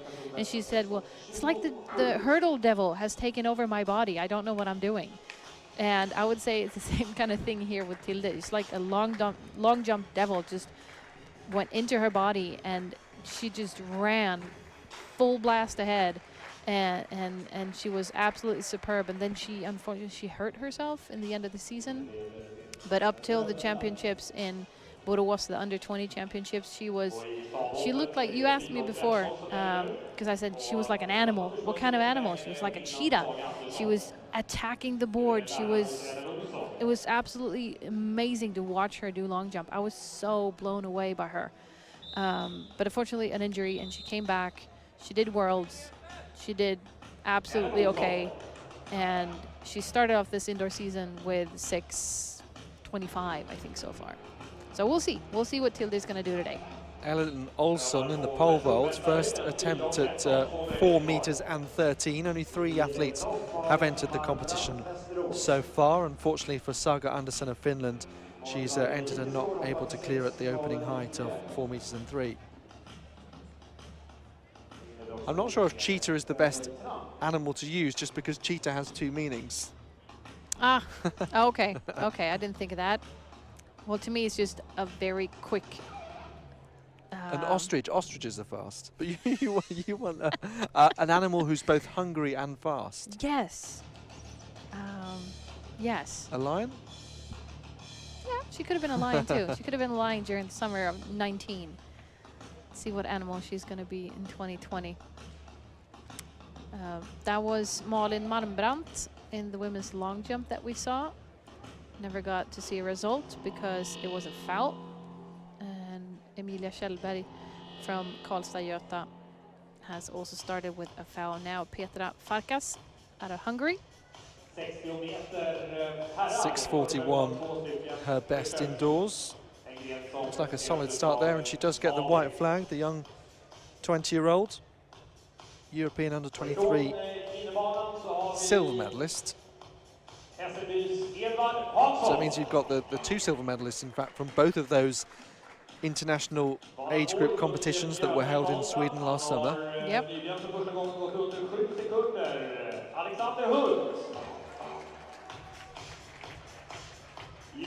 So that's the first registered mark of the competition, 6 meters and 2. It looked as though it was a bit further, over 6 meters, in fact. Camera angle is a little bit tricky, so it's fooling us a little bit.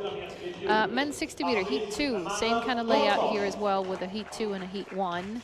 So heat 2 here you have, like you see, mainly Swedes, but also Sam Gordon out of Great Britain, and Alexa, you have to help me with that last name. Kijanovic. Thank you. And besides them, it's a lot of Swedes running, as you can see by the Swedish flag. Well, as we understand, there will be 2 heats, and then a final will be the last action of the evening here in Central. There is Sam Gordon, so 6:69 to win the Welsh Indoor Championships in Cardiff at the end of last month. 6:67 you saw there, that lifetime best. Emmanuel Dahlsson, and that's the Hammarby club, another vest that you might recognise because it's also a football club. It is, and that's the club that Zlatan bought into. Yes, and some people aren't very happy about that. That is also very true, especially some people down in the south of Sweden, I would say. He has a statue there, but they have pretty much torn it down now. They're furious. Well, the full lineup then of this 60-metre heat: Hansson, Hult, Gordon, Dahlsson, Kijanovic, then O'Dane Rose, Victor Thor, and Jesper Hellström. Just to mention, Jesper Hellström in lane 8, he set a PB earlier today, 6:88, but he's mainly a triple jumper. Decent start there from Sam Gordon. He's just leading at the moment. Looks like he's going to hold on here. Gordon pretty close on the line. I think it was Kijanovic battling towards the end. 6:72 showing on the clock, so not too far from that season's best, and he should have a final in which to try and improve on that time later. Yeah, a few of these athletes have already raced so far today in the pre-grow round. O'Dane Rose in the bright orange, wearing number 3, is one of those. Rose, who just missed out on the medal at the European Indoors in 2017. We had, I'm on my way to say that we had 3 Swedes in the final. Or did we have 2? Austin Hamilton, for sure, and he got the bronze. And then we had O'Dane Rose. And I think we had a 3rd one as well, if I'm not mistaken. We'll look that up and get back to you in a bit. Thank God for internet. Job well done, though, for Sam Gordon as we go over to the long jump on the far side. So this is Milica Gardasevic, Serbian athletes. Another over 6 meters there. So in the first round here, Petra Farkas on 6:02, leading the competition. So 6:13 the measurement comes up as. That was from a moment ago. This is live with Eliane Martins of Brazil, wearing her national colours.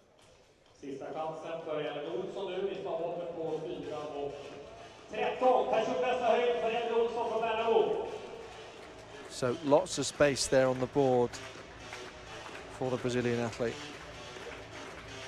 She lands and she looks directly to the side, sort of to see where the meters are. That distance on the board was certainly one factor in that jump being less than perhaps you expect from someone who's capable of 6:49 indoors, 5:81 that measurement. And then time for Tilde Johansson, season best, like I said before, 6:25 so far, but I think she's only jumped once, and that was in Växjö. Our favourite place now. Yes. Tilde Johansson just always seems so ready to jump when she gears up on that runway. 6:72 last year, and then improving on that by 1 centimetre, as we said, 6:73, Swedish junior record. I was so glad that she was able to win a gold medal from those European under-20s on home soil, because it really is a once-in-a-lifetime opportunity. Definitely. And home arena as well, like being back home in Sweden and actually do it in front of a home crowd. That's her coach, Fredrik. Oh, Eric. Why am I saying Fredrik? Eric, who's been her coach since she started with doing track and field when she was 11 years old. So they've stayed together, and in an interview she mentioned him as being like his older brother. Well, another Swedish athlete who did very well at the European Under-23s this time was Henrik Larsson. Just looking to see, though, if he is on the start line. I think he is, yeah, in the centre wearing number 1. The full lineup you can see here. All Swedes apart from Savikas of Lithuania. But Henrik Larsson, well, outdoors, so close to the Swedish record that's been held since 1996 of Petter Karlsson, 10.18, and Larsson's PB is 10.2. But it's a very similar story indoors, where he's trying to get close to another record that's jointly held by Petter Karlsson and Patrick Löfgren of 6.58, and his best is 6.60. Back to that in a moment. Here's Leon Martinez, who is 42 years of age, ran earlier on. But Larsson, the namesake of the one of Sweden's most famous footballers. I never thought of that. That's true. Henrik Larsson played for Celtic for a while. He did, also Manchester United. Savikas, the Lithuanian. Tarnhuvud, the other end of the spectrum to Larsson, 35 years of age. He's competed in 4 European Championships for Sweden. And he's also said that 2020 is going to be his last season. He's doing 2020 and that's it. People sometimes go back on those words. But I can also understand he's been competing for quite a while, and where he's from, let's say that they don't have this kind of indoor track. So his possibilities to train during winter season has been somewhat problematic. So let's hope that he stays involved within sports and track and field and try to get a nice indoor track where he's from in the future. Makes such a difference throughout the cold winters. Martin Hagberg, Imre Lernebo, Leon Martinez, Henrik Larsson, Ugnio Savikas, Stefan Tarnhuvud, Milo Wahlgren and William Thor. Another who raced early on, as suddenly all that anticipation, I was trying to get through the names as quickly as possible. I could hear and that. Suddenly they give me a lot more time. All the time in the world almost. Well, interesting that Angelica Bengtsson and Henrik Larsson both wearing the same vest, also as Johan Rogerstedt. More on that in a second. Petra Farkas of Hungary, the 20-year-old, over 6 meters, put her into an early lead in this long competition, but only because she was the first athlete to register a mark. Tilda Johansson furthest now with 6.35, and we're in the second round. Much better on the board there. 6:20 for Petra. So it's gone pretty quiet inside the Sätrahallen as an athlete goes thundering past in the warm-up area behind us. The men's 60 meters with Larsson in the center. That was not a great start. If they would have let them run, Henrik was behind there. He was slow. Well, this will be interesting. Yeah. We saw in the 400 meters there were no red cards and no DQs. Martinez just gesturing something about perhaps hearing the starting gun. Yeah, because he was twitching, and then Henrik moved, but Leon Martinez was twitching first. So that looks like a yellow card that's just been shown to Martinez. And it also looked like he actually apologized to Henrik next to him, which is a nice gesture. A gesture of a mature athlete. No, it was actually Imre Lernebo. So he got it. Okay. Oh, we should be the ones apologizing then. Yeah, absolutely. We're definitely super sorry. Didn't mean to.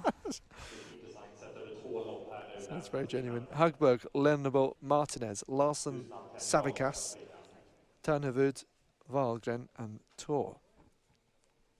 Now you got through all the names in time.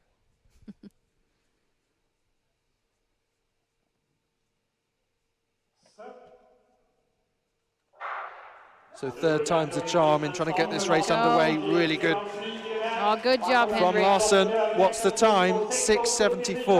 Well, He not quite as knows that he got a final later on tonight. That's so. true. Where he'll face some faster athletes as well. And straight away Martinez has an arm around Larsson. You can see him as the big talent in this field.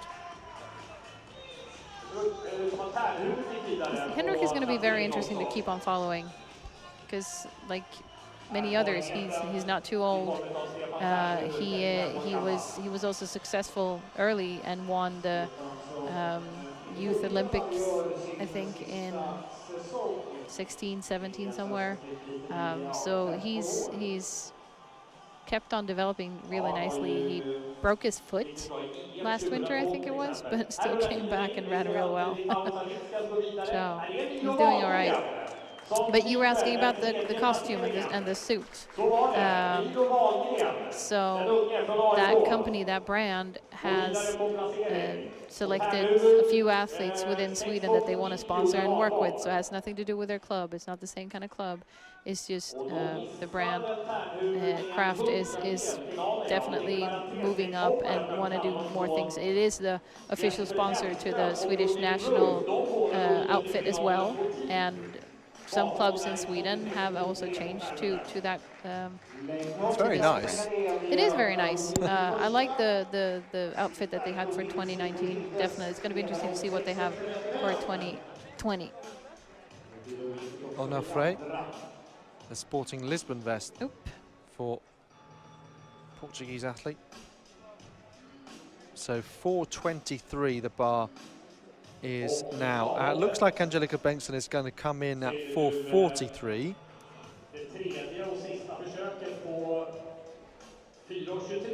And Eleni Claudia Polak, the Greek athlete, has come in at 4:23 and has cleared at her opening height. So that means that Bengtsson yet to come in. Claudia Polak effectively leading the competition because Onofre has not yet cleared at 4:23. Unfortunately, Saga Andersson has been joined by Ellen Olsen in being out, and that's because Olsen had 3 failed attempts at 4 meters and 13. Switching over to the long jump now with the Brazilian athlete Eliane Martins. 5:81 thus far, lower down than we're expecting. Can she go further in the sandpit? Indoor personal best, 6:49. So far in this competition, we have 4 athletes over 6 meters. Kajsa Kalén still does not have a result. Neither has Emilia Kjellberg or Malin Marmbrandt. So 3 women without a result and 4 over 6 meters. And you'd expect Martins to go over 6 meters here. Let's see what she can do. Absolutely. A privilege to have the likes of Jasmine Sawyers and Tiana Bartoletta outdoors last year supporting this competition series. No, unfortunately, Martins not producing her best today. I wonder if she was really far away from the board. It Certainly like was on the first attempt. Let's see where she is. If you can actually... Yeah, she's not even close to the board. Then go figure. That's actually even shorter. So something is not really correct with her approach. Just hope that she can sort that out, of course. Well, women's 800 meters coming up next on track. We also have the women's 400 as we get ready for the next effort of Tilde Johansson, one of Sweden's brightest young stars. Already a season best, and she likes it when the audience is actually helping her out. So let's see if everybody sitting down there can clap and help her out. Here she comes. Ferocious speed down the runway. Can she time it to perfection on the board? She looks happy getting out of the pit. But this is what I mean. This is the kind of run-up and the kind of attack that she had through the summer, or the beginning of the summer, before she got a little bit of a thing. Is it a foot injury? Yeah, it was a foot injury. She got it when she was actually at, I think it was at under 20. Well, there you go. That's the sort of injury that can affect you when you're trying to attack the board. Completely naturally. Yeah, absolutely. But now this is more the Tilde that I've seen before, like the attack, the run up, the...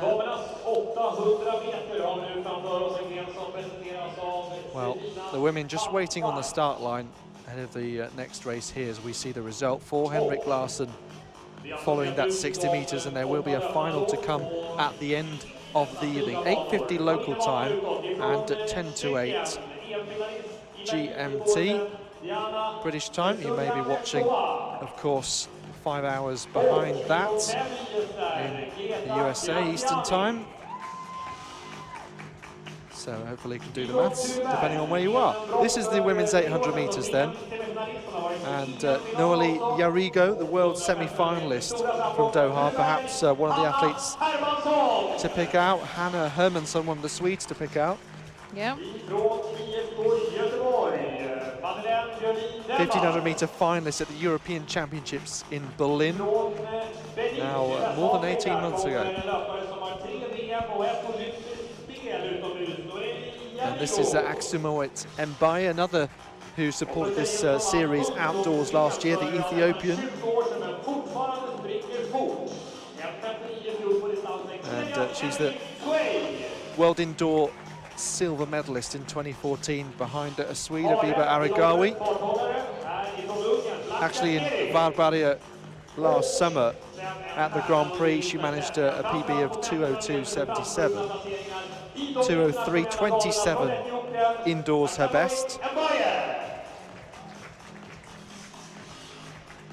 So she looks to be lining up on the outside of this tight-knit arena. Yarrigo wearing 2:01, the athlete from Benin, now 34 years of age.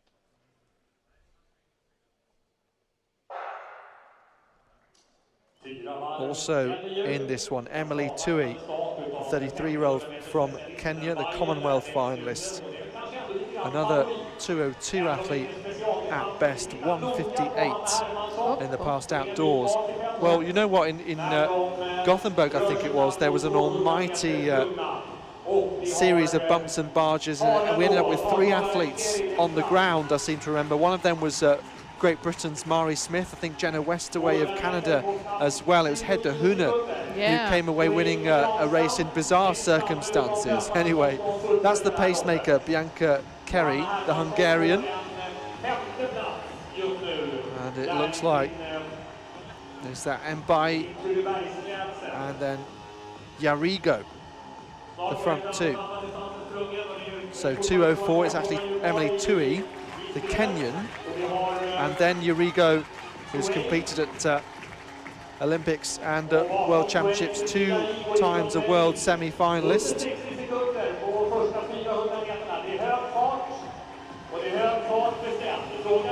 So a bit of a gap there between the pacemaker and Tui. There she gets off. She is done with her pacing and lets the rest of the field free. It looks like Yarrigo is perhaps getting ready to make a move. They'll come through the bell this time around. Diana Zulianikova of the Czech Republic also in contention, a European finalist in Berlin. Hanna Hermansson in 4th. Looks So like here she's moving up, she is. Is the battle, yeah. Hermansson making good strides, now up into 3rd, but Yarrigo against Zulianikova, the Czech athlete, and Yarrigo now begins to grate her teeth. What a fabulous battle this is, right towards the end of the race, but Yarrigo does hold on. And a real sense of relief from the athletes from Benin. Different story to the men's 1500 meters when the Ethiopian Mbale, I think it was, just came through on the inside. Oh, yeah. You just got to finish with a run, though. You can't start jogging or something and think that it's done. You got to run the whole thing. Well, just waiting for the times to come up on the computer. And, well, Eureka's time hasn't come up, so just wait and see what happens. Not sure why Mizulianikova has come up first. Huh. Yeah, that's odd. That is not right. But the Czech athlete's time, in what we believe is second place anyway, 2:03.66. Back to the women's long jump. And here is Kajsa Kalén. Her run-up is not really working out for her so far today. Both first attempts foul. Another who got the chance to compete on home soil at the European Under-23s, I think it was. Yeah, she made it to the long jump final. And I know that her goal was to actually get a medal, but not that time, unfortunately. Let's see if Kajsa can make it work this time. Nope, nope, nope, nope, nope, nope, nope, nope.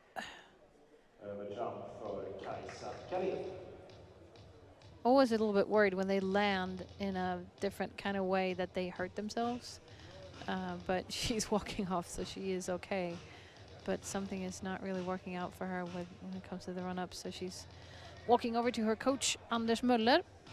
Well, like Lindstedt in the shot that had 5 no throws, should be able to get 6 jumps in anyway. This is Erika Jarda then.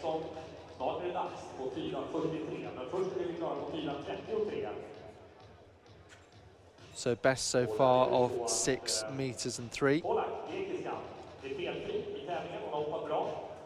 And we are in the 3rd round now.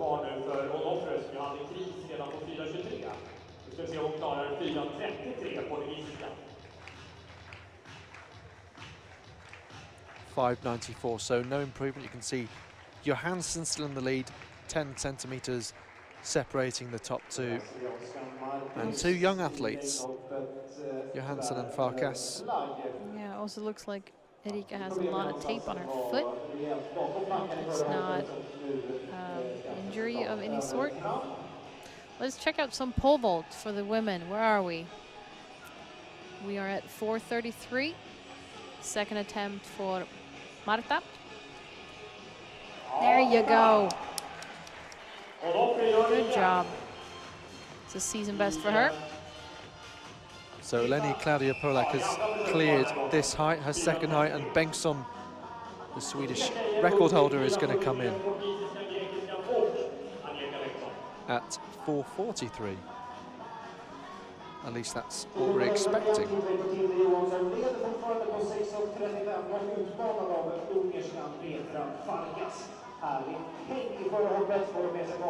Here is Tilda Johansson then, Swedish junior record holder, once again feeling free to attack that runway but not executing the jump itself.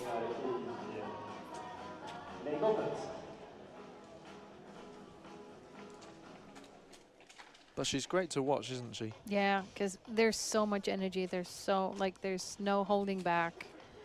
And I don't know, I'm really excited for her future as well. She's also young. It's so easy to think that, or to come with high expectations and demands and stuff like that, but we're not fair if we do that, because some of the athletes that are here that are Swedish, they're young. They still have so much to learn. And we got to give them the chance to do that. So this is effectively perhaps the B final of the women's 400 meters. We've seen the 800 meters just to conclude, and we've got one more 400 race coming up in a few moments' time. Lova Perman on the inside, very popular, that red vest that we've seen today. Yes. The Karlstad club. Lovisa Linde, not to be confused with Lovisa Lind, the 800 meter runner and Swedish record holder of that distance. 2 different people. Clara Helander of the Uppsala club, and her teammate Ebba Svantesson. And Uppsala is also the club that Mondo is competing for here in Sweden. So it's like hour, 45 minutes, an hour away from Stockholm. So they can also come here just for the evening, compete, and then go back home. Lovisa Linde has sisters, plenty of sisters, that has also been doing track and field. Sofia Linde, like it's a giant just track and field family. And her sister Sofia Linde actually was sniffing the Swedish record in the indoor 5, what do you call it? Not heptathlon, but for women, 5 events. Pentathlon. Pentathlon, thank you. That Carolina Klüft has. So a lot of people thought that she was going to be the next Carolina Klüft. That's a big mantle to try and, that's give heavy. someone. That is heavy. But this sister, Lovisa Linde, has been focusing mainly on the 400 hurdles, while Sofia and her older sister did the HAP and the pentathlon. So Ebba Svantesson then opened up her season with the 56.65, 55.26, her indoor PB. So close at this stage, you can see Linda in the blue trying to chase, and now moving up into second spot. Looking very strong, looking very determined and strong. Now overtaking Svantesson, but watch out for Hollander, the tall figure coming through, but Linda looks as though she's going to dominate down the home straight. Well, not quite dominate, because towards the end, Hollander was reaching. But she got the win, though, I'm pretty sure. 56.70 has come up on the clock. Yeah, you can see just Svantesson looks to be struggling a little bit there. She fades back into 4th place behind Perman, in fact.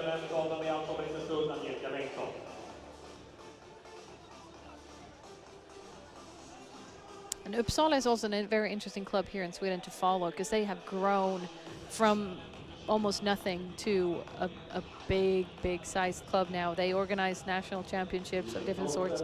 They have the big national championship outdoors this summer in August after the Olympic Games, and of course hoping and wanting Mondo to do well at the Olympics and then come home and then do well at nationals. But Uppsala is definitely a club and a city that is growing when it comes to track and field, which is a lot of fun. They have an indoor track, and that's interesting from the fact that the Swedish national championships are after the Olympic Games. Mm-hmm. Yeah, that's been our thing. Like, we've always had the national championship in August, but preferably before the Europeans. But now I don't know what's going to happen.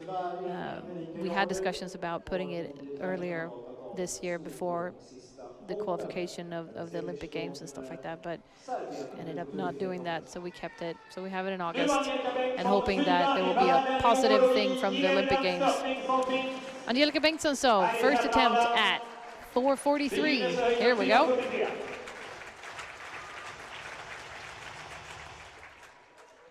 Oh, easy. She enters the competition with a smile, and she begins with a clearance here in Sätra in Stockholm. Much better than the Karlstad Grand Prix last year, where we weren't able to see her perform because of the rain. But once again, a top Swedish athlete supporting this competition. We saw Daniel Stahl a couple of times last year, and Mondo Duplantis clearing 5:90 in Gothenburg as well, where the crowd gave him a standing ovation. Mm-hmm. That was powerful. Oh, but a lot of Swedish athletes, they do prioritize this series for sure, because it's a good competition. It's well organized. It's home arena. It's convenient. There's so many pros with it, you know. So why not? You support the track and field, and the kids get to see their idols close up and get autographs and stuff like that. So a lot of Swedish athletes are being very smart about it, for sure, and enjoying it, and they should.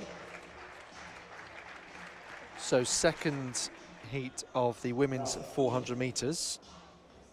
4 athletes lining up here on the start line. We're just seeing Marta Onofre in the pole vaults.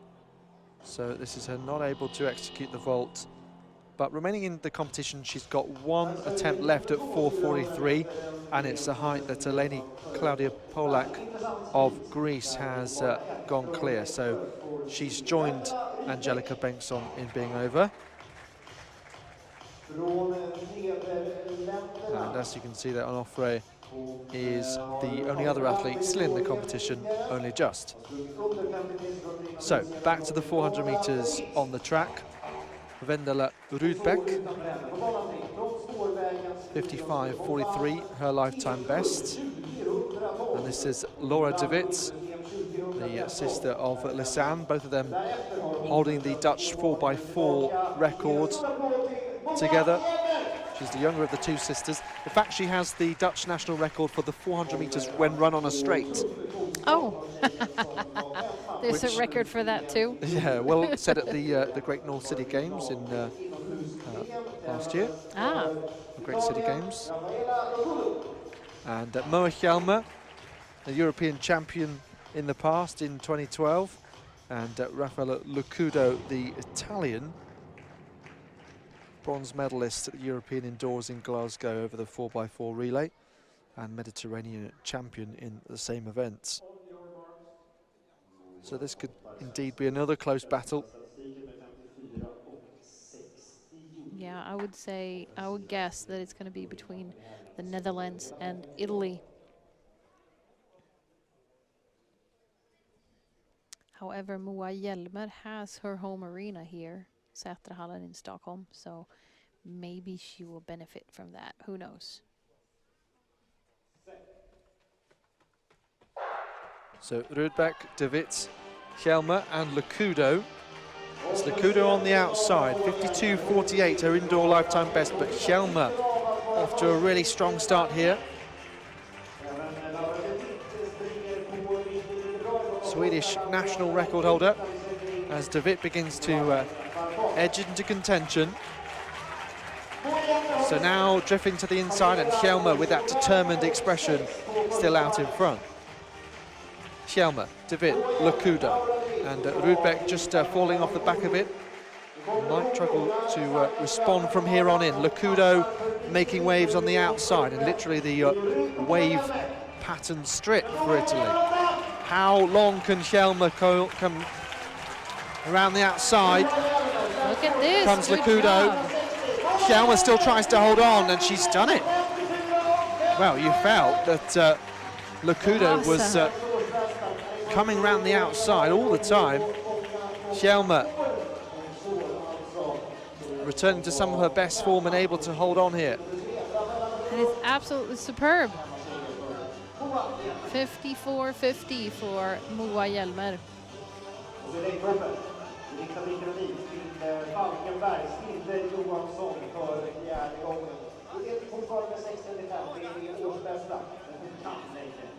Well, it wasn't that fast a race, but Hjelmer went out determined, and She sure was. perhaps she knew something we didn't. She knew she had the fitness and the confidence to go out like that and maintain that sort of form. Here's Johansson, but well, that almost looked like a replay of the second round effort, in the sense that she's not quite able to execute that jump, but she still leads with a best overall of 6 meters and 35.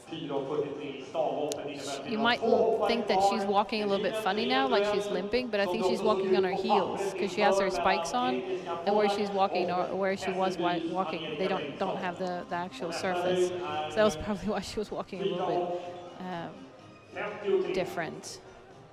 Walking over to her coach, and I hope that he has something great to tell her to figure out the run-up for the next jump. Eleni Claudia Polak of Greece, 3 consecutive clearance. You can see there a clean scorecard thus far. And we now move up to this height of 4 meters and 53.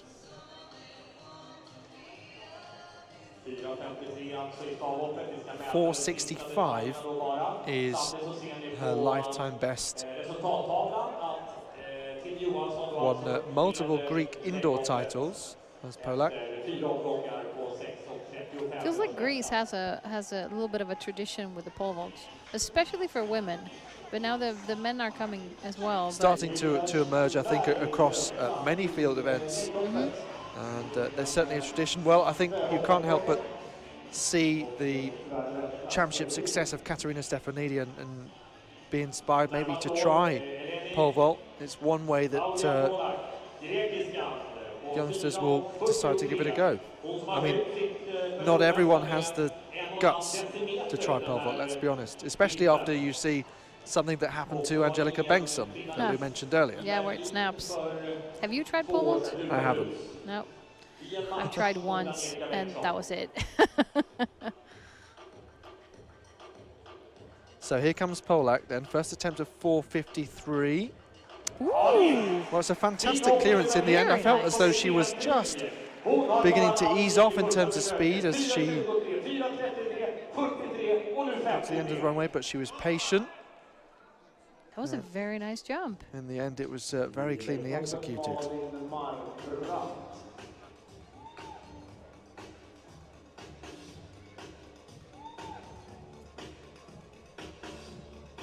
So she retains that clean scorecard.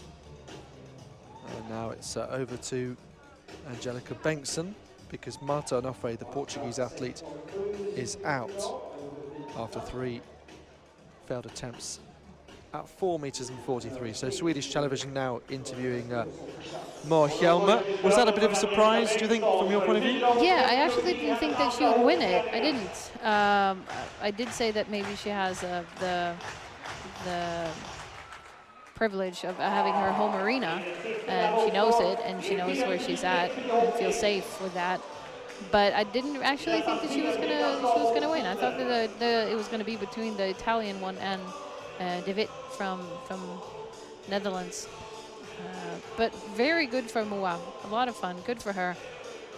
She's been working hard and keep on doing track for as much as possible.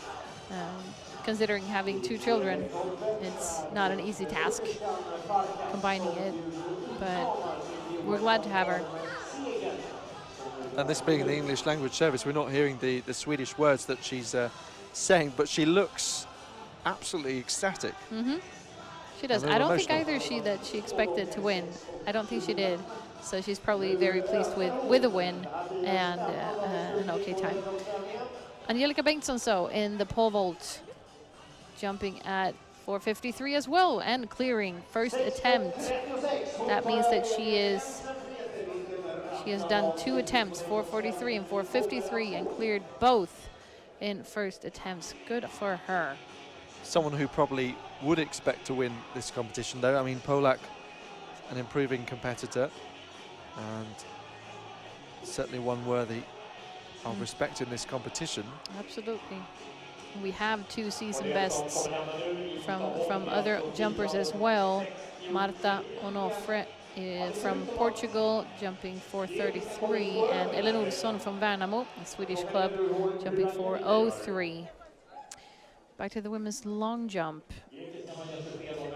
Gardasevic, the Serbian. So we're now into the 4th round. Still Tilde Johansson is leading.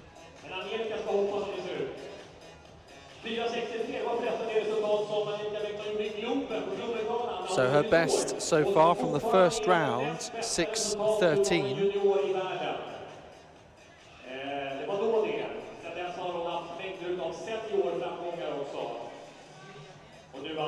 This could well be a bit better for the Serbian. 6:40, look at that, 6:40, a season best, and she's up in the lead. Well, I think that was a sigh of relief, her facial expression there. So, and there you get to see it as well, 6:40. Tilde has actually been pushed down to 3rd, since Petra Farkas from Hungary jumped 6:36. Angelica Bengtsson again, trying at 4:63. The sigh, not really the same kind of jump. Not really the same.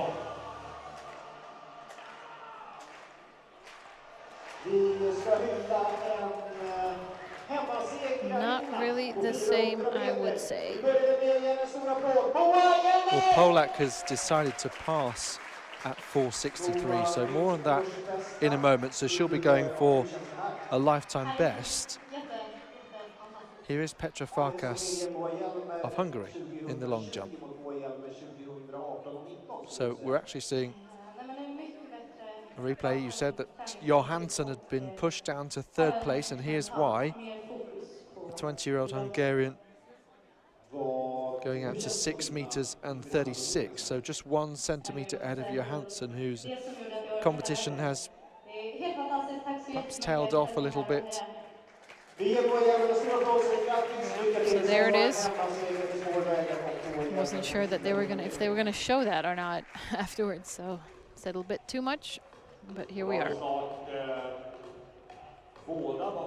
So now Gardasevic in the 5th round, in 4th place at the moment, and looking for a 1 centimeter improvement, which would move her up a place.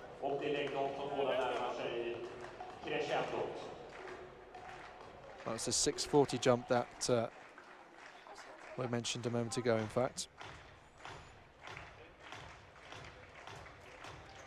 The earlier one was a replay of her 6:12 jump from the 4th round. Well, interesting that Polak has chosen to pass. Very interesting. Clearly she's feeling confident with that 4:65 best, and 4 consecutive first attempt clearances today.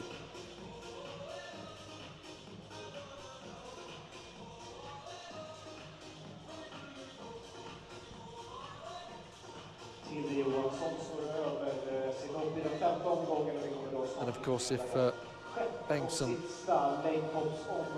fails to clear, which would be a surprise, then things could get interesting.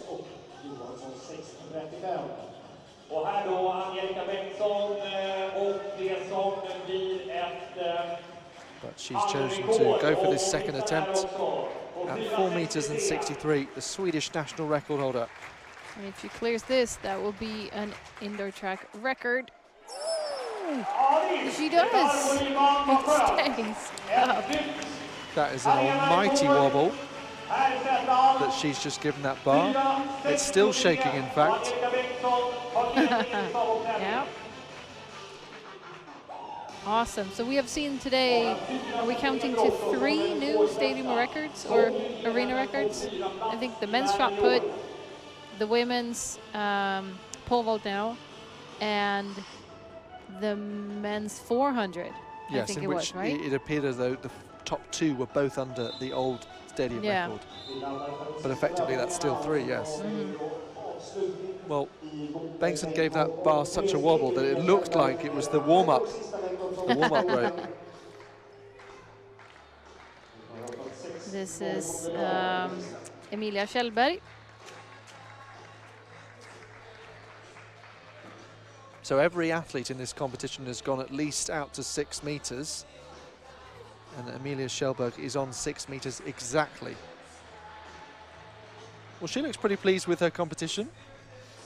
Yeah, I think it's a mix of a little bit of frustration and maybe having still a good feeling, though, because she probably saw that that was pretty far, even though it was a red flag. Well, that's interesting. So she knows there's potential to come for future competitions, particularly as we are so early in the year. Yeah, and we have our nationals in the second to last weekend of February.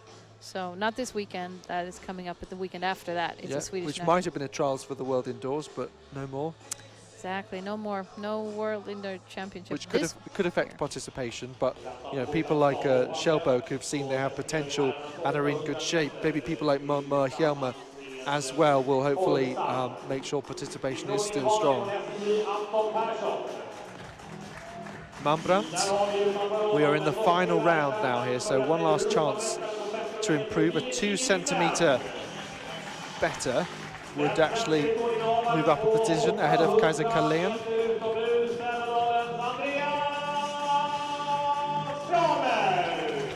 Competing for the Västerås club.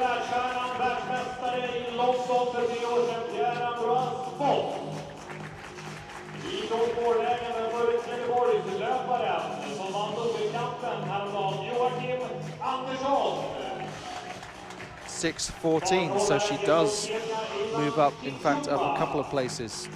And it looks like that's actually a season best for Malin as well. Good for her.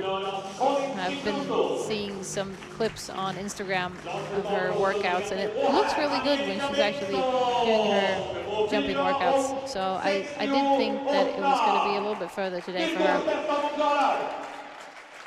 Well, now perhaps the most hotly anticipated battle of the evening, the men's 800 meters.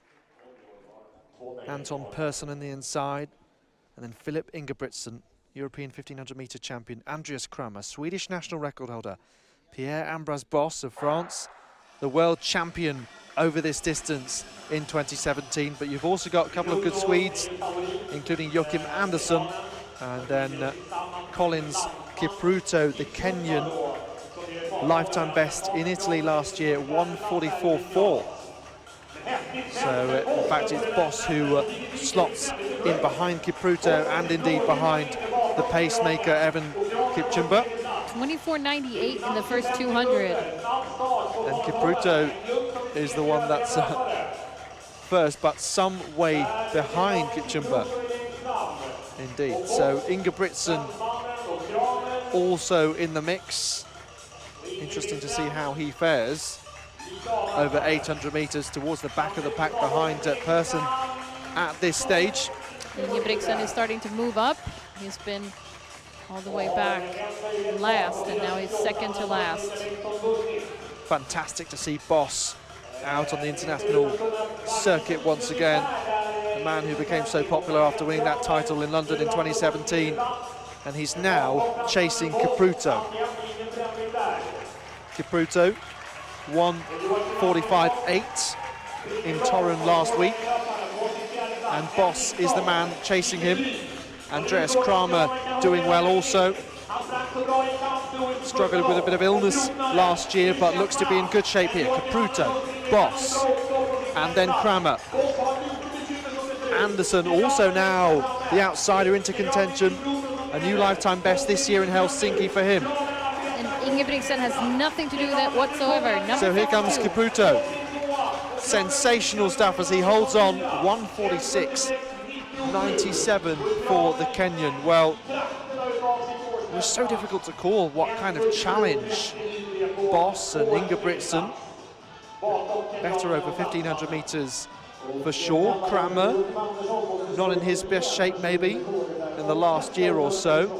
What kind of challenge they would pose to Kipruto, and in the end, it's the Kenyan who is, if not dominant, then very impressive. Indeed. It's a stadium record. It's the fourth one today. This is a good meet. We still have Angelica Bengtsson trying at 4:68. She's tried once, did not clear. This is going to be her second attempt. She's already set the stadium record. And our Greek friend, Polak, has tried twice and failed. So here comes Bengtsson at 4:68. You see the pole dropped very quickly there once it was planted. But still, smile on her face. As always, she has a tendency of being very smiley, very happy and positive. Someone who would like to channel a bit of that positivity is Kaiser Karlén. With that one registered attempt so far, 6 meters and 9. We saw that season's best for Malmbrandt a moment ago, and Karlén was one of those that was knocked down as a result. Last go for Kaiser Karlén.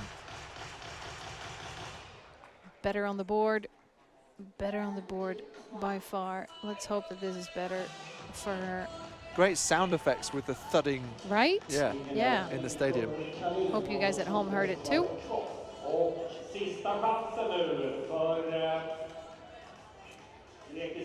So 5 centimeters would move Karlén back up above Mamba, but it's 5:94. Just did not work out. She competed. Oop. Here we have the Greek. Polak came in a bit heavy there, just as we cut to that last attempt at 468 for a lifetime best indeed. But she'll be pleased to be attempting a height that is a lifetime best. And hopefully some encouragement from those 4 consecutive first-time clearances. Strong start to the competition, and now Bengtsson goes on alone.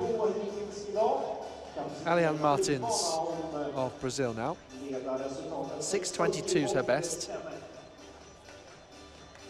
It's pretty tight at the top, with 5 centimetres separating first, second and third. Gardasevic, Farkas and Johansson. Martins is in 4th place. Can she do anything about that?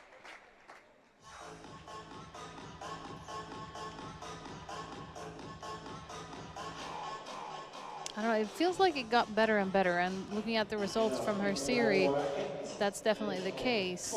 See if she increased in her last jump or if 6:22 is going to be her best result today. 6:02 in her last attempt.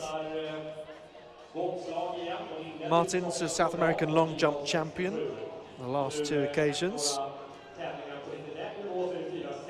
6:74 her outdoor best, but not producing her top form today, it seems. Well, Tilde Johansson gave us a flash of what she's capable of in the first round with 6:35, but just hasn't been able to attack the runway with the same free-flowing style that we saw at that time.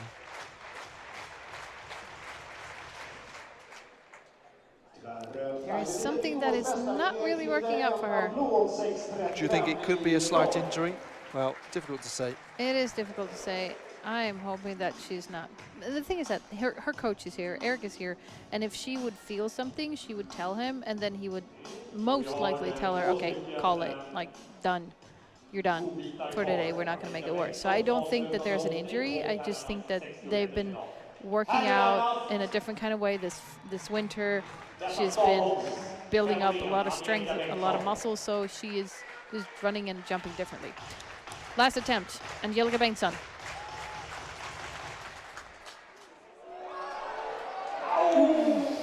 That was so close. Unnecessary close. I think she might have used up all of her luck when clearing 463. Maybe. She got a stadium record, though, for that. So I'll give her that. And a win today. Angelica Bengtsson competing for Hässelby SK, the Stockholm club, finishing at 463 today. Yeah, I mean, in the end, it becomes interesting that Polak did choose to pass at 463, because in the end it could have been an opportunity for a competition win. Maybe she expected Bengtsson to be able to clear at that height and possibly go beyond. But can always try and second guess. Yeah, and here you have the Swedish 800-meter runner Andreas Kramer. He has the Swedish record, and he broke it outdoors, and he's actually tied it one time as well. So he's run the exact same twice, the exact same time twice, but he does not have the indoor record. And today ending up 3rd. Well, it leaves us with just one more race and one more event entirely, and it's one we've seen before, the 60 meters, but with a final including the fastest athletes from the 2 heats earlier. That includes Great Britain's Sam Gordon. Interestingly, looks like Keston Bedman, by the way, was a late dropout because we didn't see him earlier on. The man from Trinidad. Adam Cachot, I know, was unfortunately pulling out of the 800 meters, I think with a slight injury there, but it's still a great battle because Boss came in, and in the end it was Caputo who came out on top. But what's been the most enjoyable thing that you've seen so far? Lots of promise, and from the off with the shot put as well. Fantastic throw. Yeah, the shot put, the Italian guy, that was Leonardo. Yep. That was superb. It was such a just a powerful competition, I think. It was really enjoyable. And I did, like, now we're going to see the men's 60 meter. I really enjoyed the way Henrik Larsson ran his qualification or in the heats. I really enjoyed that. So it's going to be super interesting to see what he does now in the final. I have big hopes for him here. So I think that the shot put competition, mainly the men's shot put, but also the women's, because of all the PBs and the season bests. There were so many who did really, really well. Astis, who normally does the javelin, she was super pleased with her shot put, and Frida. Yeah, Hjalmsdottir, the 34-year-old from Iceland. Yeah. Mm-hmm, yeah. No, I was going to say the shot put competition, and now hopefully it's going to be Henrik Larsson in the men's 60.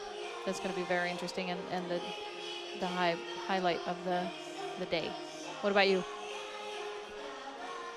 Great question. I think Fabry surprised us all with the distance he managed there. Yeah. So far clear of that 20-meter mark. It was just one that took your breath away.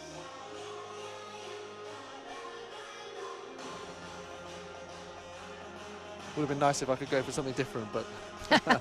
No, you don't have to. You can say the same thing. That's all right. That is all good. Then, of course, all the arena records is always good to see, too. The women's pole vault, the men's shot put, the men's 400, and what was the fourth one? We said it was 4. The one that we've just seen with the 800, did you say that? No, it was the 800 as well. Yeah, at least four records here at Sätrahallen in Stockholm, Sweden. Yeah, so added to the series as Folksam, the insurance company, wanted to provide another meeting along with those that we've seen outdoors last year in the Gothenburg, Karlstad and Sollentuna, where we will be going again this year, so you'll be able to watch coverage from those. But there's a lovely indoor arena in Gothenburg next to the outdoor track. Yeah. It just shows Sweden has lots of great facilities like this that have the capability to host this kind of meeting. Yeah, I think we're closing up on 30 indoor tracks that has 4 lanes around or 6. Wow. The newer ones that are being built, if there's space, they will build the 6 lanes around. The one we've talked a lot about, the city where Angelica is from, or where she lives and trains now, Växjö. They have a very nice arena with 6 lanes around. The one in Gothenburg, the indoor track there has 4. This one here in Sätra has 4, but around 30, closing up on 30 indoor tracks for sure. And often the cities try to build the indoor arena and the outdoor arena pretty close to each other, so you can actually use some of the equipment both indoor and outdoor. So you're being smart about that, because the high jump mattresses, they shouldn't maybe be outdoors during winter time and stuff like that. So you got to take them in and storage them somewhere, or the pole vault maybe even. So you do try to combine a lot of that stuff. So we have a good situation, and we will have competitions in this summer as well. Sollentuna is the 16th of June, Karlstad the 8th of July, and Gothenburg the 19th of August. I'll be questioning you on that later on, but you guys need to remember the dates, sign them, write them down somewhere in a calendar, because we will show it. And before we get to those, this one has the conclusion of the men's 60 meters to sort out. Tarnhuvud we saw there on the inside, the 35-year-old Emmanuel Dahlson of Hammarby, and here is Sam Gordon from Wales. Won the Welsh indoor title last month, 6:69 for this distance. Henrik Larsson, though, so close to that Swedish national record of 6:58. More than 20 years it has stood. Alongside him, Alexa Kijanovic, who looked pretty impressive in the heat.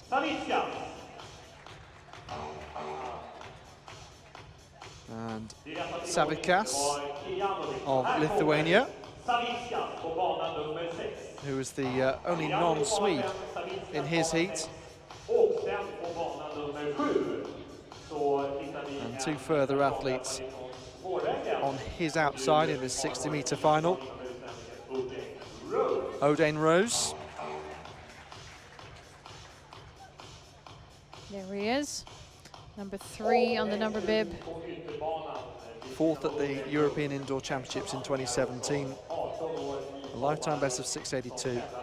And this is Milo Wahlgren of the AIK club. So it could be a good battle here. Watch out for Henrik Larsson.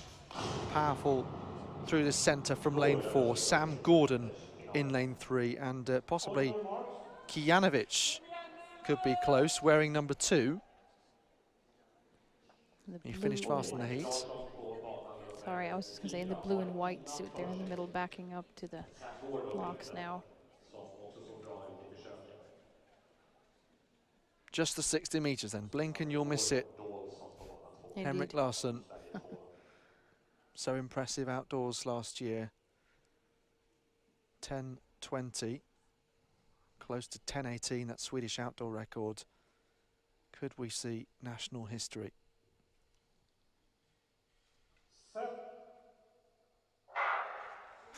Good start from Larsson, but Gordon perhaps the faster at the moment. Sam Gordon coming through, Kijanovic and Larsson so close. 3 abreast as they hit the line, 6:68 on the clock. And Larsson looks to be ruining his luck there. There, he stumbled. Did you see that? Henrik Larsson stumbled in the start. And eventually, Gordon is also competing right at the line, but look at that, Kijanovic. But the camera, of course, favouring him, that angle. Let's have another look. Oh, that's too bad. You saw it like he stumbled and then he's just working himself back. But I think Henrik Larsson is going to end up 3rd. He might be 3rd. So just waiting. Well, Sam Gordon has equalled that lifetime best of 6:67, and Kijanovic has been given the same time and looks to have been given the result as well. Alexei Kijanovic, well, we said he could maybe spring a surprise. 6:71 was his PB coming into this, but that had been set this year. He's also managed a 200-metre best of 21:66 indoors in 2020 already. So clearly a man in great form. That was super tight, super duper tight. I'm so bummed for Henrik though that he stumbled a little bit there in the start, because otherwise he would have gotten, like, I think he would have won if he didn't stumble there. That's why he was cursing his luck against the crash mat right at the end. And here's an interview through the Swedish broadcaster with the long jumper Tilde Johansson. This is what she looks like when she's not on the run-up, but here she is on the run-up, talking about probably what did not really work out on the last 3 run-ups. And for a young athlete, it's a difficult sort of situation to be interviewed when you haven't achieved your best. But I think for the crowd to see Tilde Johansson and to see that she's a star in the making is still something quite promising, and no doubt there's plenty of positivity to her, plenty, as you said, of advice to get from her coach, and she lives to fight another day. But as far as this evening has been concerned, so many arena records, tumbling one after another. Yeah. Some great battles. We didn't know how Pierre-Ambroise Boss, the world champion, would go up against Ingebrigtsen, Philip that is, in the 800 metres. In the end, it was Collins Kipruto of Kenya who took that one. Moa Hjelmer, European champion in 2012, showing a flash of brilliance really to hold on from some fast athletes there in the 400 metres, and all round it's been another great part of this Folksam Grand Prix series. So we look forward to the rest of the summer indeed, or the rest of the season, and bringing you the Grand Prix in Sollentuna and Karlstad and Gothenburg. But fabulous that we're indoors as well, because Swedish weather, just like the British weather indeed at the moment, pretty stormy. But it's been great to have your company this evening. Thanks for watching wherever you've viewed the competition from, and lots of action coming up soon as well. In fact, tomorrow night we'll be in Athlone in Ireland for the AIT International Grand Prix, and some fantastic battles set to take stage there as well.